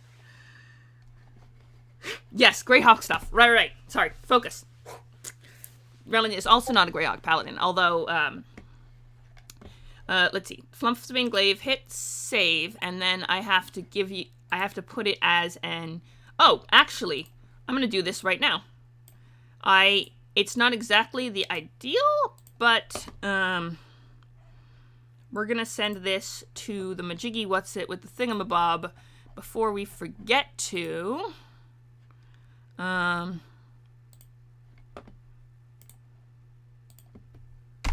we go. Okay, now that way we know we have the thing with the thing. But yes, Greyhawk. Let's see.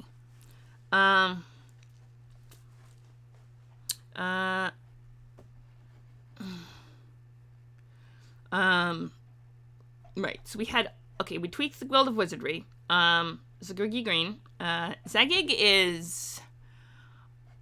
What do we have? I had a plan, and then it got distracted, and then we got more distracted. Oh, right. So, hang on a second, because here's where it gets interesting, right? Is there any more information? Okay, there's Hard B. Second Lord Mayor of... Okay, Free City of... We're gonna go for the Free City of Greyhawk. Ready? Sorry, Zagig. Grand Secret... Okay, wait, no, we should have done this. Hang on. We're gonna do something interesting. So we're gonna go... Free City Greyhawk and a new tab, so we can keep that up in case... Let's knock this down for half a sec. Yeah. So, I was curious as... Early history. Okay, so... For the name for the small Greyhawks which populate the region. Interesting. Greyhawk is named the Greyhawk because there are small Greyhawks. Who knew? The box set, 1989. So this is old school stuff. Celitan, I believe is... Wait, no.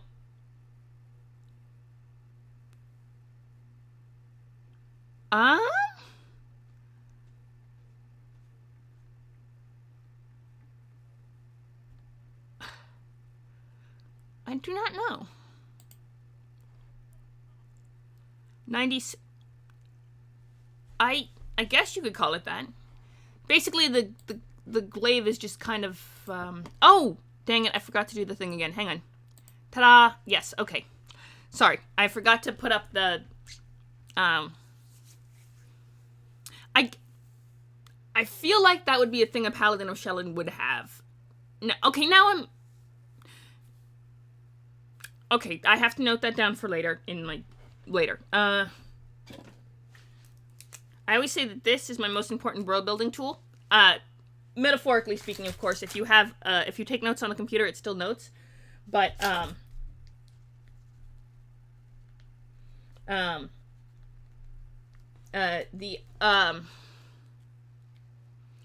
the idea behind the glaive, if you want to borrow it for a Paladin of Shellen, or even just for a character, go for it.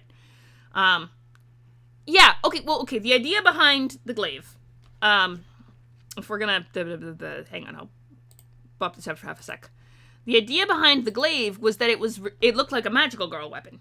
The idea behind the glaive was that it was so ridiculously, long, and it was pink, and it's got roses, and it's made of purple wood, and there's this beautiful big pink crystal on the bottom. And there's the ribbon, and you cannot wield the glaive without the ribbon. It doesn't work. Basically, it's just so crazy and effeminate. The idea behind it was that it was a +2 glaive, even if you're not fighting flumps. But it was so magical, girly, and effeminate that a lot of serious fighters didn't want to wield it because it looked pink, you know? And because of that hesitancy, the price went down, and Hawthorne was able to buy it. for a reasonable. It was created by a student as a final project for a magical weapons creation class. That was the original lore, but the idea was that it was supposed to be this really floofy, effeminate kind of thing that a lot of serious fighters were hesitant about, and therefore Hawthorne, who was, straight and considering himself pretty masculine presenting, couldn't, wielded it anyway because he didn't care, and it was a +2 glaive, and for a really good price because You're suggesting it for Amethyst, aren't you? Amethyst would also be wigged out by the pink floofiness, I will tell you. But if Brunhild gave it to her, she'd wield it for at least a little bit, just to, because that's what you do when your beloved gives you a very powerful magical weapon, even if it's not your vibe and you really don't like to be seen wielding it, you still will carry it and use it because, she wore basically tan-colored monk robes, even though it was weird because Brunhild gave them to her. So of course she would wear, would mix and match with her other monk robes and stuff. But, even though she had traditionally worn all black, she started wearing colors other than black only because Brunhild bought them for her. And that was the only reason she wore any color other than all black, was because Brunhild bought her the monk's robes. Oh,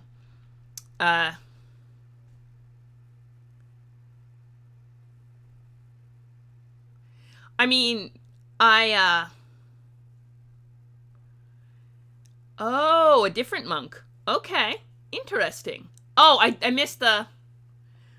No, black is for edgy goth monks. Black is for edgy goth monks. Amethyst was edgy and... was trying to be edgy goth monk, and then she became a simp because beheading ogres is really sexy, and Brunhild was just the right example, wouldn't just have a fling, but also wouldn't, sorry, I'm straight, we're not happening, and so it hit her at a very emotional, vulnerable time, and she just kind of fell hard, and, so she became a simp, but, she was supposed to be edgy, and, promiscuous, and then she became just a simp, but monks can use, interesting, let's see,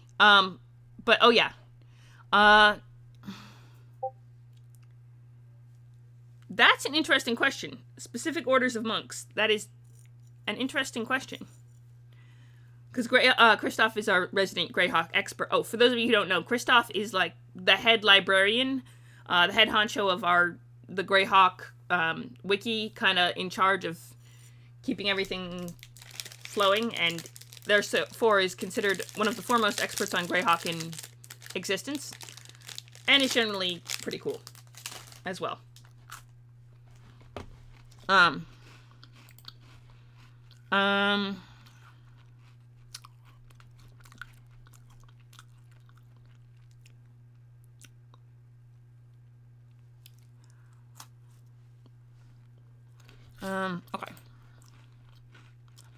Alright, but yeah. Okay, right, we're putting Chrome back up. Yeah. They were, exactly.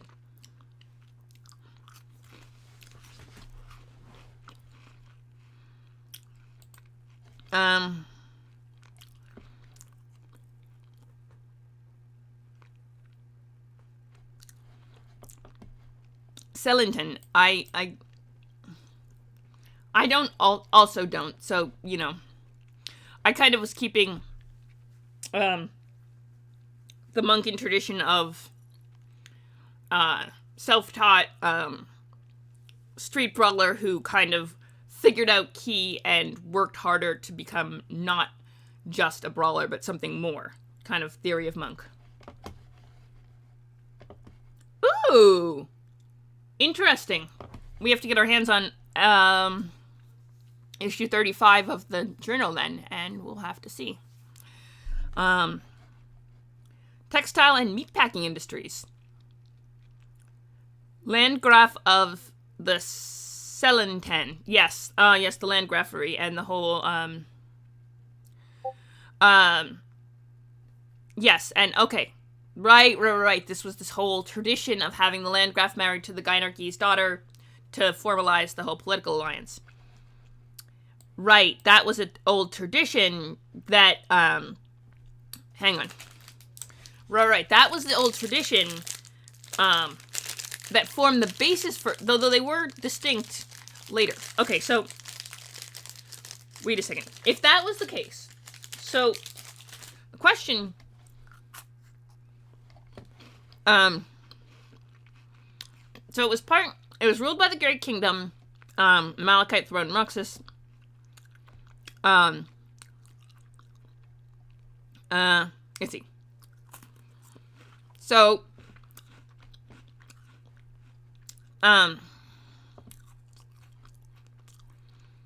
okay.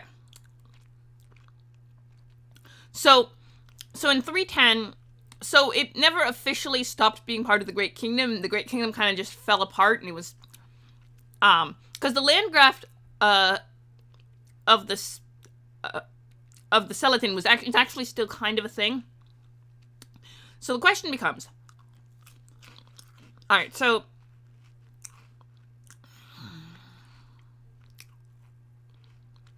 alright, as early as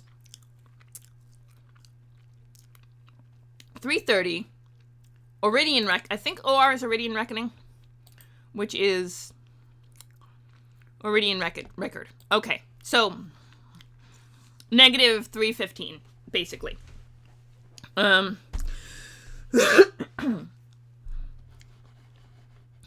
Right, the Landgraf of Seleten,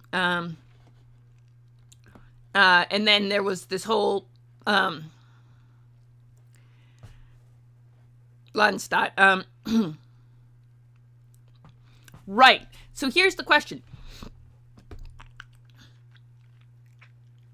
With this formalized thing, because I'm curious about the history behind this, because, there was, let's see. Alright, now we have to bring up Hardby. Okay, now I have to bring up Hardby and check Hardby's history against this. Okay, sorry, we're gonna go away from the Guild of Wizardry right now. So we don't have a gajillion tabs open. So we're gonna have, the reason I'm trying to figure this out is because I'm curious about, see if we can dig up any more information on, so it looked like the Ugrain family, so if the second Lord Mayor of the Free City of Greyhawk, Grand Ugrain, right, was married to Margot Ugrain, the Despotrix of Hardby at the time, probably took her name in the marriage, unless they were cousins, because if there was a whole tradition of it, they were probably cousins of some sort. That could be an interesting play, but here's where this gets complicated, ready? So, or, the family, who gets the family name, or either Landgraftery or the cousins on both sides. That could be interesting. If there were just so many cousins that they all just had the name Ugrain, and then kind of mostly unrelated people on both sides had the name Ugrain, and they just, that's an interesting that's a question that has to be answered. Because it was tradition at the time for them to be married. Okay, hang on. Hardby was, yeah. So minus 279. And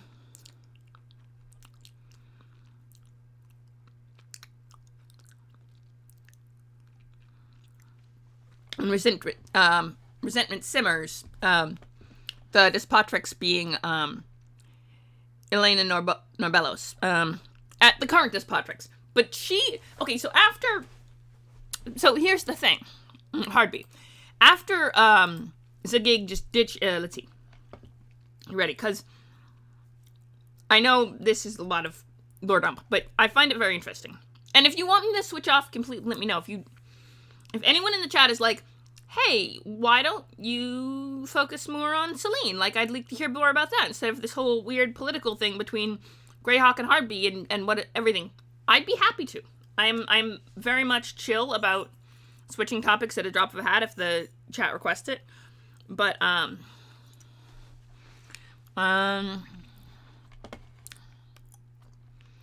but this I think this is quite interesting, personally, and honestly.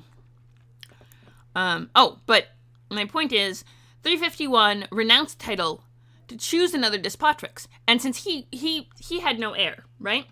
So and he was the only descendant of, because he became the ruler because he was the only child of, what's her name?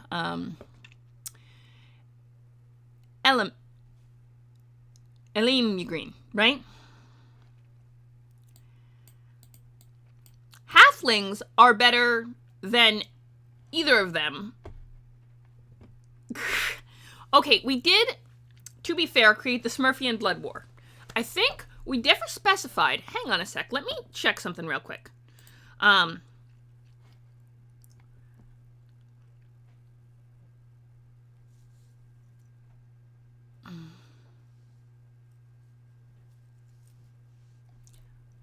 don't know. But, I just want to check something, because I did, although Smurfs are not canon in Greyhawk, and we learned,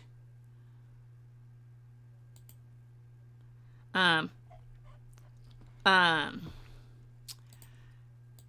check that, sorry, we learned that. We also, we learned the difference of canon. I created a homebrew class of Smurf, how to fit Smurf into, I don't know. That's an interesting thought, though. Oh, no, please don't go brawling. I really don't need any street brawls. Actually, yes, we do. We need street brawls. Because there are street brawls fought in the city of... Okay, hang on. That's for later. And we're going to put a pin in that for now. But I wanted to show everyone just what we're talking about. So... History of Hardbee's things that exist. I have a lot of these are created. Here we go. Smurfs and Greyhawk. Let's see. This was all of the balancing stuff. This was all the Turtle Blood, Blue Skin. Yes. Okay. This is the actual lore stuff. This was the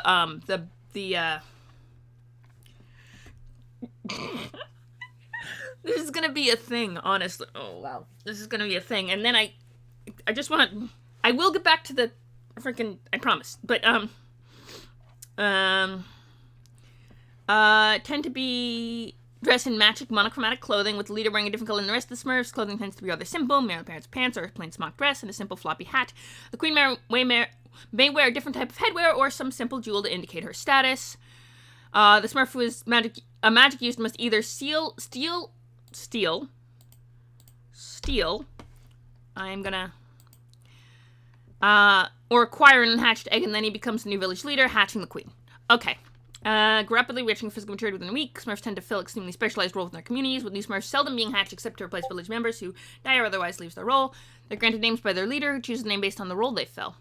Alright, another Smurf can mutate to take her place, or an unhatched Smurf to grow into a queen, although if she does die outright, this is next to impossible, leaving a village to flounder along as best they can. Interesting. Right, that's why freaking, the Smurfian Blood War, which we have on the Discord. I will put, I'll pop another link to the Discord.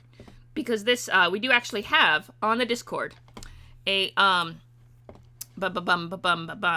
we have the Majiggy What's It with the Thingamabob? Do we have it? I just, as if I mentioned Discord, I should put a link to it. We do have a notes on the Smurfian Blood War, which we, oh, hi! We have a new friend on Discord, so that's cool. But yes, so it's already working. Yeah, we can leave it 7 days. But yeah, if anyone ever wants to... If anyone wants to do, yes, okay. Yes, alright, I got distracted. I'll go back to the... I promise I will go back to Hardbee and the main reason, because there was actually a reason I was looking at it. Like, there was a whole point to that didn't get happen, but there was a point to that, but it never specifies where. Okay, given the Sylvan,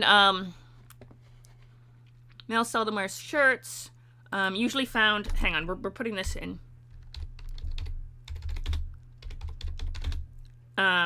In the forest. Hang on, we're actually gonna look this up.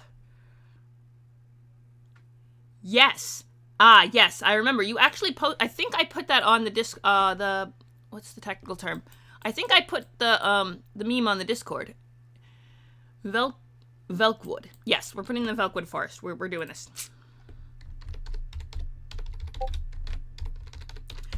Oh, there's a whole army, and forest has 1 R if it's the geographical feature.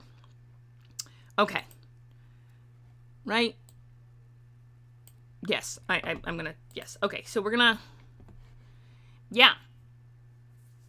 You know, I mean, they make coyote armor for dogs. That's actually practical. They actually make practical armor for dogs. Both for military, you know, dogs and for small dogs that might get eaten by hawks. They have a whole, more civilian-y armor. Let's see. Flumpspane Glaive, we're gonna do that for temporarily, and then, I think I put that on the Discord. But yes, oh, right, what we do is then we go to here, and we go to here, and, okay, Kingdom of Selene, right. If I didn't, I will. But, right. Oh, but the reason I was so mathing. Oh, the math, right. So, so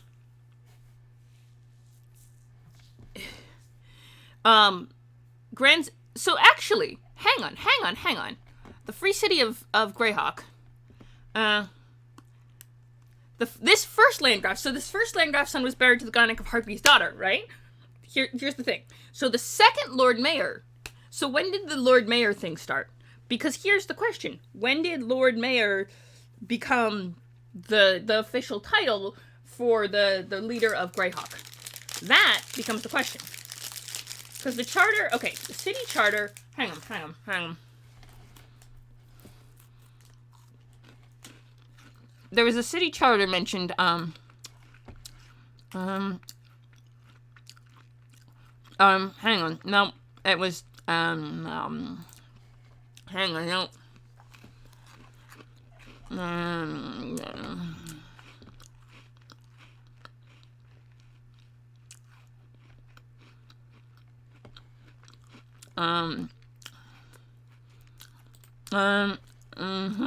No. Alright, hang on.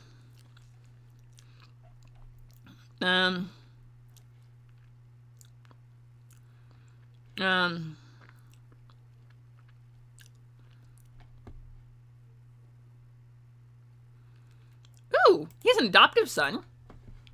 Zagig did not have any, but Yurag, a noble of the Free City of Greyhawk and former member of the Citadel of 8.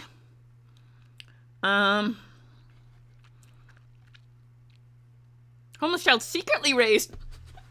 He had a secret son. Sorry. Yareg. Reunited their adventuring party at the Citadel 8. He traveled with the group such adventures as the Moor Castle, Rollabar. The reason I'm trying to figure this out, I was trying to get to,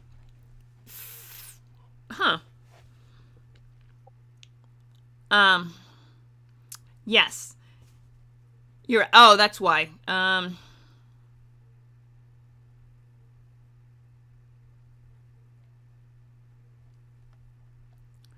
Interesting. Good to know, good to know. Romantic.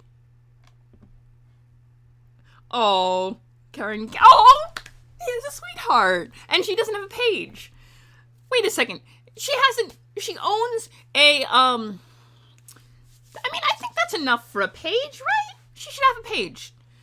Because Fruit of the Mill, a wine shop in Greyhawk's freaking good morning! Hi, Magic! Welcome to our craziness stream that sort of got off track and on track and off track and a lot of things. Right now, I might end up making a page on this woman because I think she has enough that she should have her own page, and there's a link to her, and there's no page. So I feel like I should do that. But, because that's what this stream often turns into, is Wikipedia editing. But my plan was to, also welcome to the stream. Hi. We're doing, it's Greyhawk.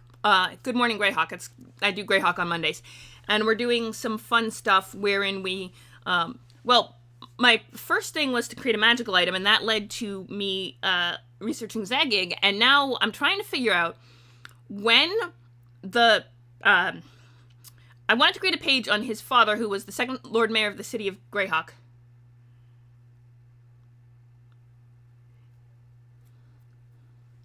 That's true. That's true. She probably, there's no... No. We saved the war for later. Proxy war, remember? It's proxy war.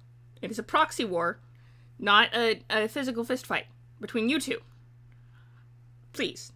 I will have to drive down to frickin' southern Jersey and then fly down to Florida to, like, knock some sense into both of you, alright? Like, don't... Yes, small tiny fists of fury in frickin' proxy fights. It will happen, just give it time. Anyway, my point while they're having a proxy war, my whole point was to, figure out when the title of Lord Mayor was instated in Greyhawk. Kind of, like, because there's not much on the history of Greyhawk or Heartbeat, other than, like, there's gaps. And I feel like there should be when did the Lord Mayor thing start? And I remember seeing that the city charter sometime in the there's a city charter that listed and date, but it's listed in nothing, not in the Free City of Greyhawk one, but in the wiki page of a wizarding school. So I have to find the how to get I'm trying to get it to the wizard Right. Hang on. No, I know how to do this. We're just gonna... Your ag is Greyhawk.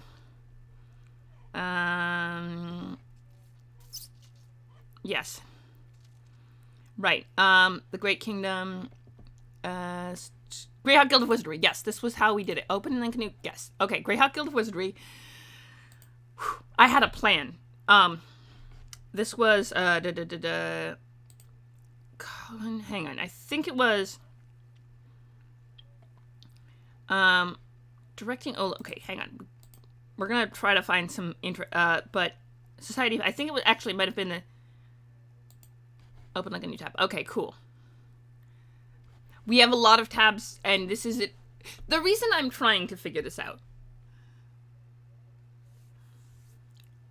Ooh! Ooh, he's got a girl. Okay. A lover. Let's look at this lover. Sorry. I'm curious, okay? I'm a romantic at heart, so Jelarzi Salivarian is a powerful human wizard in Greyhawk, and the only female member of the Circle of 8, and also 5'7". Hey, she's my height. Pale skin, curly honey blonde hair. Pure Suel heritage. Comfortable clothes of silk or satin, often wearing fashionable reaches rather than skirts. Her outfits are often complemented by a pair of bracers of red dragon hide. Ooh, she's got mad... Okay. She's an archmage... Wow, okay. So, is very cool. But, yes. Okay, city charter of 495. 498. Okay, also very cool. Pseudo-Dragon Familiar. Also super cool. Alright, so this chart, the city charter, holds a seat on the directing oligarchy. So 498, okay, so if that city charter was in 498, right? The one that says that the director of the Society of Magi gets a seat on the council of the oligarchy. Okay, 370. Let's see. 370. Okay, so start. Okay, but yeah, Zegig was like already had descended to godhood by then.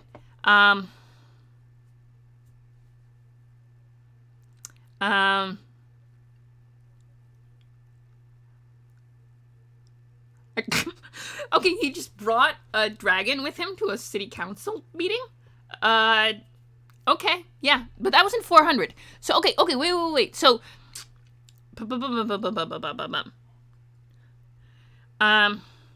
so okay, 421. He just showed up. Not seen by mortals on Earth ever again. So just, he just didn't show up to Cold Even 8th on 421, and he was just not there, and no one had seen him since. Ship of Fools. We might, let's see.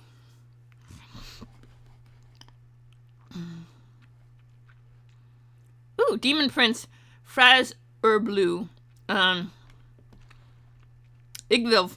Yes. Also known as Tasha. Also, freaking Iz's mom. And also just... Oh, right. And then she conquered Parentland. Right. So 505. Oh, and that's why... when he created Castle Greyhawk, the God Trap. Okay. Good to know. Okay, that's a 505. Okay, so that is... So the directing oligarchies then was 49... Okay, so if the city charter was updated in 489, 598, right? Common year. 498, that would suggest that was post Zygic. But he was Lord Mayor. The title of Lord Mayor existed before he did because his father was the second Lord, or no, his great-grandfather. It didn't specify father, but his father might have been, but his great-grandfather, who was married to, yes, because this was the old, yeah. Okay, wait, is there actually a source on that? Because if there's a source on that, we can backtrack it. Let's knock this down for a little. She can stay. Edwina, I'm presuming that's Edwina, the pseudo-dragon familiar, who's just kind of cool. Can stay for half a sec. Kieran, yes, that was the only way to get to that, so that was him. Okay, cool. So, let's see. As of 598, current members on 598. Chosen to replace Otto Luke, and has no page, which he probably should at some point. We'll work on that. In the meantime, because he's not just some wine shop owner. He's also he was chosen to a replacement of Otto Luke. Okay. 12 to 18 individuals representing the city's major professional guilds and military. In some cases, the oligarchy may include other important wizards and/or clerics. A director's term is infinite, though the director may leave office through retirement, resignation, or death. It is assumed that a director may also be removed from office, although no one tried it with Zygic. New directors are chosen by current council members when a vacancy must be filled. Elect one of their members serve as Lord Mayor. The Lord Mayor serves for life, acting as head of state for the city and domain of Greyhawk, while also heading both the director oligarchy and the council of mayor and manorial lords. The Lord Mayor also officially acts as commander-in-chief of Greyhawk's military, though actual command is mostly the captain general. Okay, so that doesn't... Former directors. Directing oligarchy was formed in 209 and served as Lord Mayor until his death. Ziggy Green, right. Ponus. So, former Landgraf of 209, right? So, serving as Lord Mayor, if he founded the directing oligarchy in 209, this is where... Hang on, there's a site, a footnote. What's the footnote linked to? No, there's a footnote. No footnote. Okay. I think that's just I don't know what that footnote is. Okay, but Priest of Rao. Okay. Okay.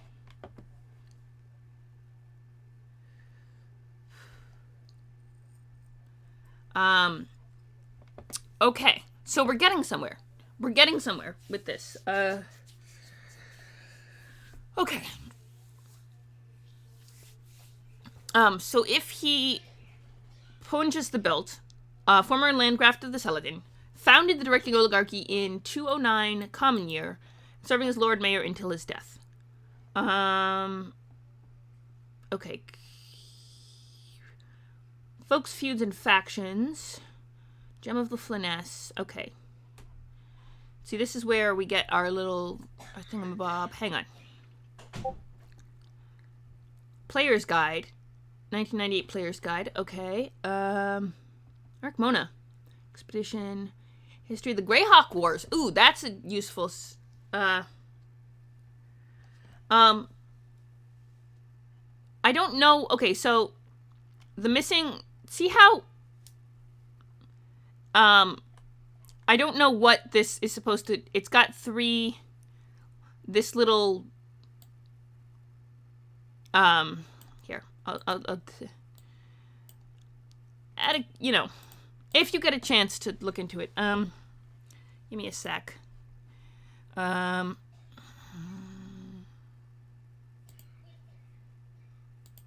directing oligarchy page. No, not that one. This one. This one. Directing oligarchy. All right, I'll...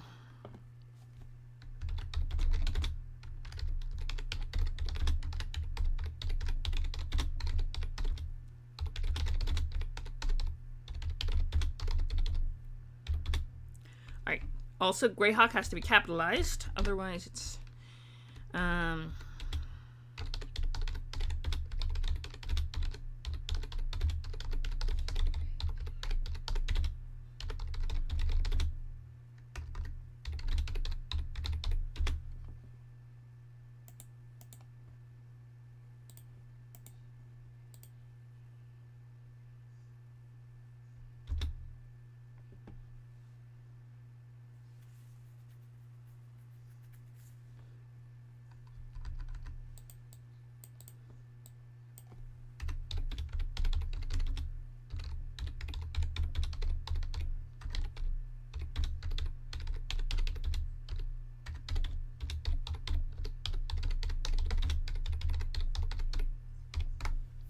All right. There.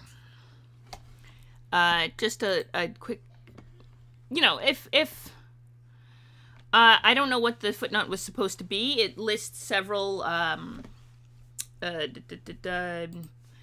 see. It's just listed on several, like 3 of the former members have this little symbol here. And, it suggests that there should be some sort of footnote, and there isn't, so I don't know what they all have in common that can... Oh. Ooh, 4 of them have that. Sir Anton Parliament, let's see, it's not in citations or bibliography, so I don't... It might have been a citation link or something from a...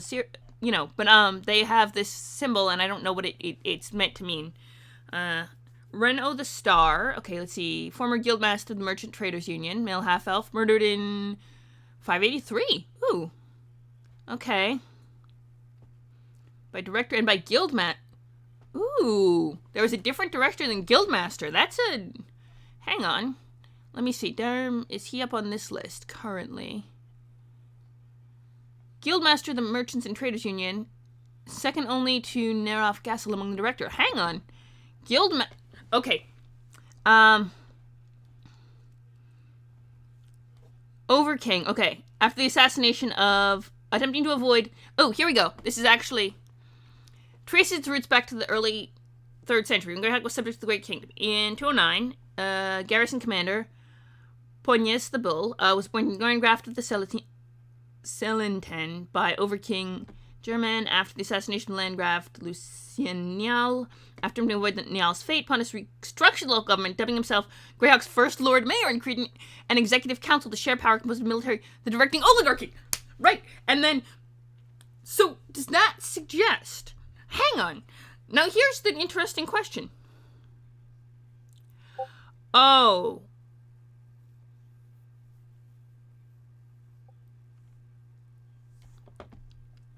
Oh. I see.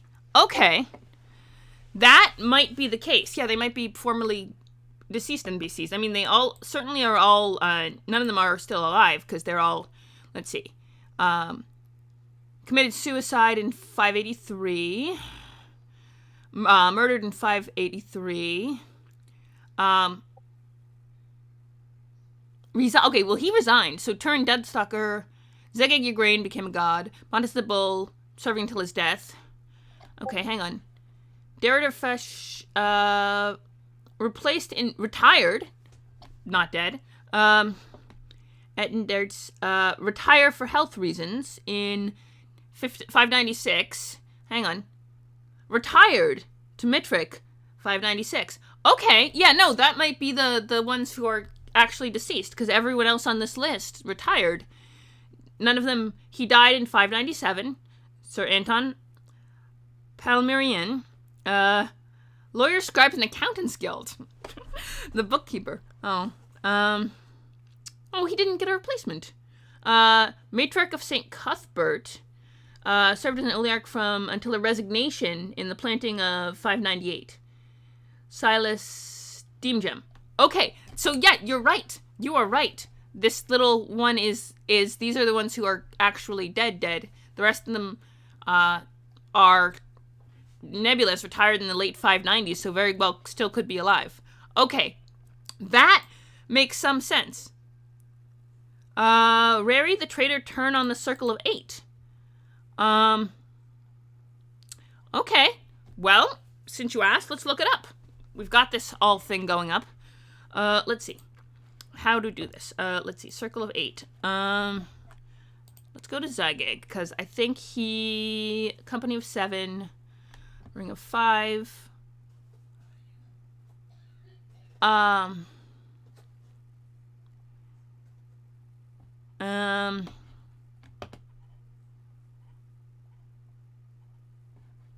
The Free City of Greyhawk.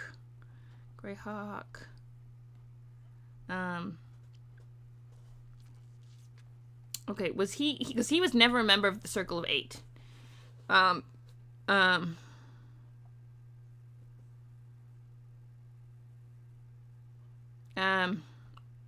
Mordenkainen. Okay, let's go to Mordenkainen. Alright, and then we go with Circle of 8. You ready? This is how we do things. We go with the wiki. So let's see. Rary the Traitor turn on the Circle of 8. That is a question of finding the Circle of 8 and going through the Majiggy. What's it? Alright,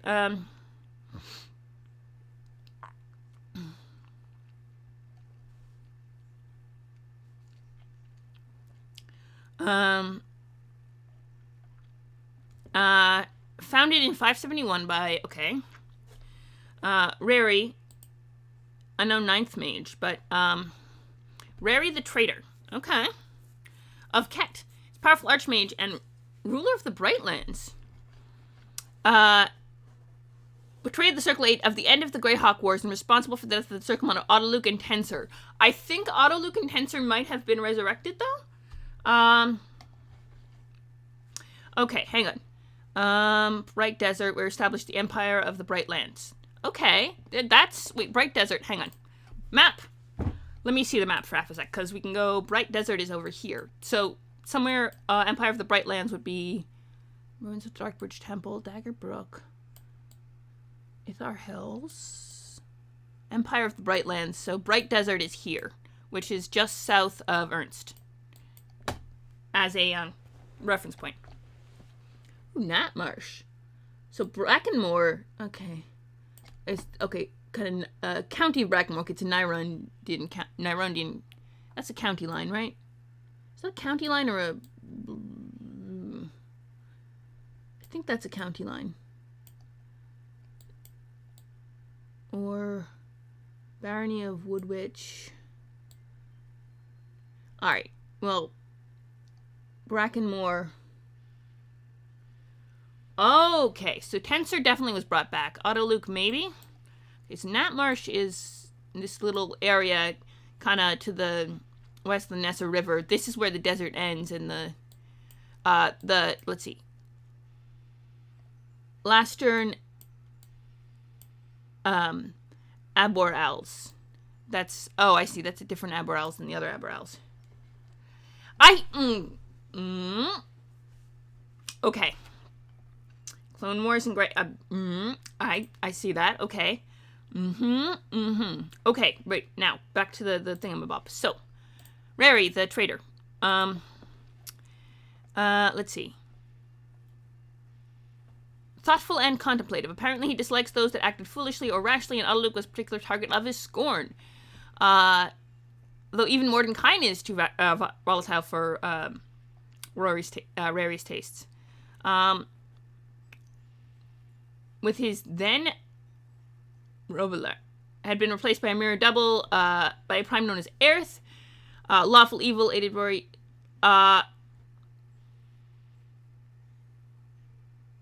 I'm guessing that was supposed to be then ally Robillar. Billaro, let's see. Fled with him to the Brightlands.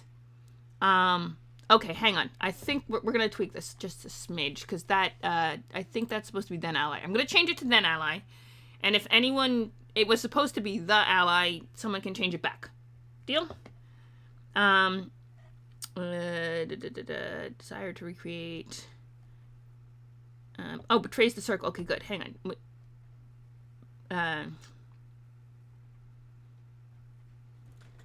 Then ally. Let's see. Yes, we're just tweaking that. Quick. Minor edit. Cool.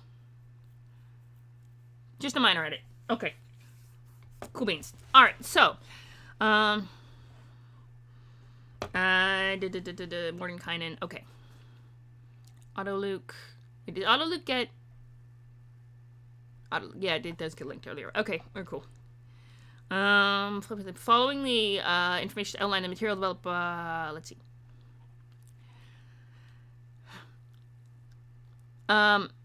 On the day of the signing of the Treaty of Greyhawk, he tried to eliminate the circle, but only succeeded in Tensor and Autoluke. Simultaneously besieged the castle of Tensor Robillar. Right. Although it might not have been actual Robillar, it might have been alternate universe Robillar. Besieged the castle of Tensor, sacking its treasure and destroying all of Tensor's clones. Except he had an extra backup clone they didn't know about. Having largely failed in their quest to destroy the circle, the two conspirators fled to the Bright Desert, where they founded the kingdom. Okay, Treaty of Greyhawk. So if we want to know when... 584. Okay, was signed in the Free City Greyhawk 584, which is why the Greyhawk Wars, takes the name from the treaty, yeah. The started by Ayus in 582, which is when modern Hardby officially came under the auspice of the,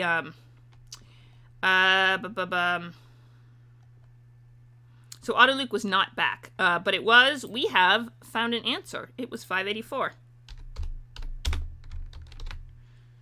Okay, beautiful. So, we did a thing. That's cool. But, right, I think, this is when it starts to, like, crash, and I need, I don't think so. I think what we discovered on the footnote was those are the ones who were since deceased, got little crosses next to them, and in my mind, it looked like the kind of thing where you would add a footnote, but if you read through, the only ones that have that little crosses are the ones that they explain the date of death. So, I think it was some sort of symbol. I think that's we figured it out. Municipality. Interesting. Oh no, Autoluke never came back? Okay.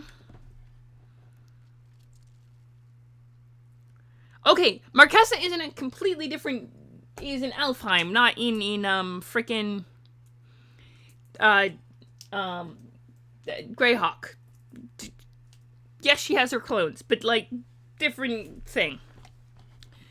Actually, so does frickin' Hannah.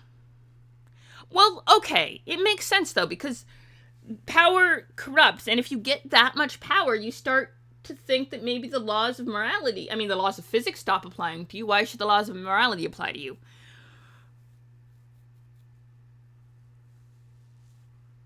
Interesting. Really? Interesting. So, Huh.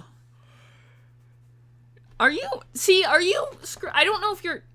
Now I have to figure out if you're actually screwing with me. Okay, hang on. Already in record.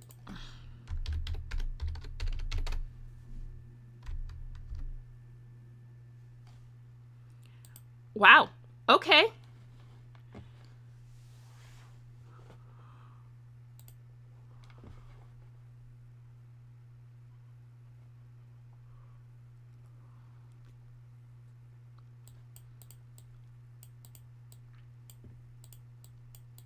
Okay. Wow. All right. You actually were being serious.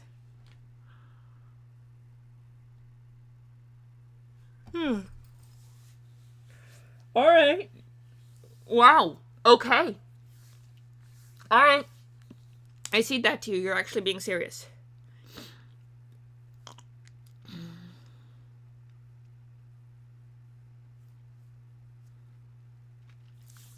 Well, that's an interesting question, is what is evil?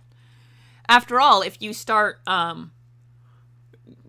ignoring the lives of individuals to focus on the greater picture, at a certain point, the individuals whose lives you're ignoring start to consider you evil, whether or not you actually are.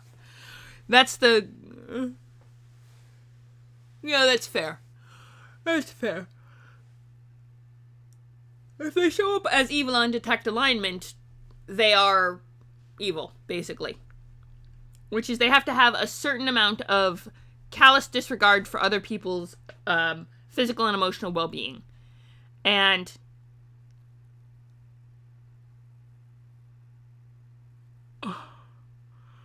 True. But there is a certain point beyond which... Yeah, well, there is a certain point beyond which, yes, you are definitively, unquestionably evil. And then there's like the, well, not evil, but yeah, kind of thing. And then there's just, yeah, like there's layers. And there is a layer beyond which, yes, you are unquestionably evil. Hardcore. That is for sure. There is definitely a level by which, yes, you are evil. The question is whether they fall into that realm of evil, or do they fall into the realm of not really evil? But if they come back on detect evil, then yes, they fall into that realm of evil.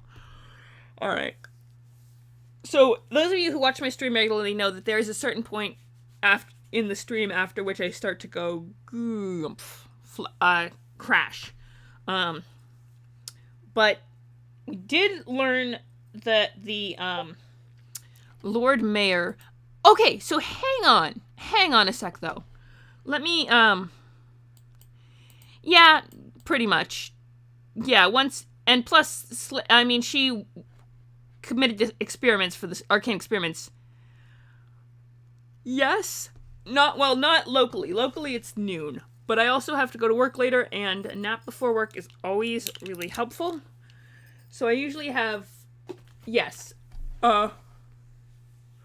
yeah, Vecna goes beyond the realm of just Vecna is one of those ones where you get beyond a certain level, yes, you are evil, unquestionably.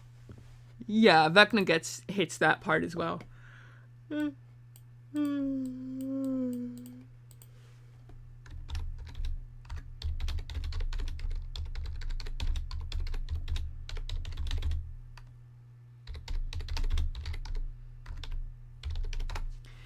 Alright.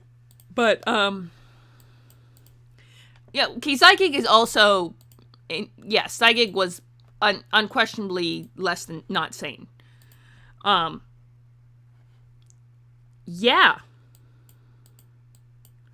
Yeah, we have streams for this stuff we have, Greyhawk streams every Monday, around 9:30, depending on certain factors. For example, if the internet goes kaput and I have to reset the router, it doesn't happen till 9:50, but, you know. Yeah, so we have Greyhawk streams on Monday, Tuesdays, a little later in the day on Tuesday and Thursday, we do Warhammer 40k, then Wednesday late nights, I usually do my own homebrew world building, and then Fridays are freeform day, that's usually something fun. Saturday is cool viewer requests. If I do stream on Saturday, I don't always.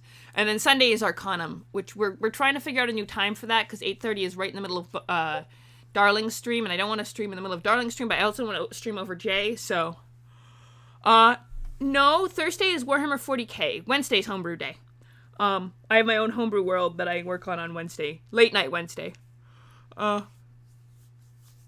Thursday's Warhammer 40k.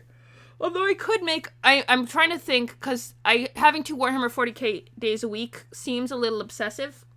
So I'm trying to phase one of them out. But we're working on that. But yeah, Wednesday, late night is homebrew day.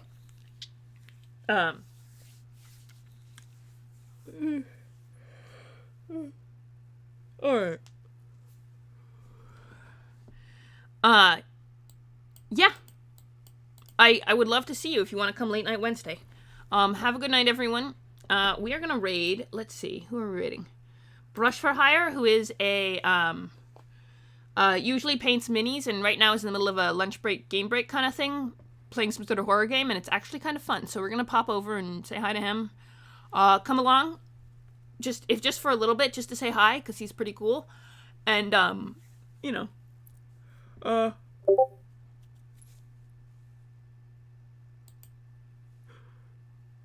I will see you guys all, yep, see you guys.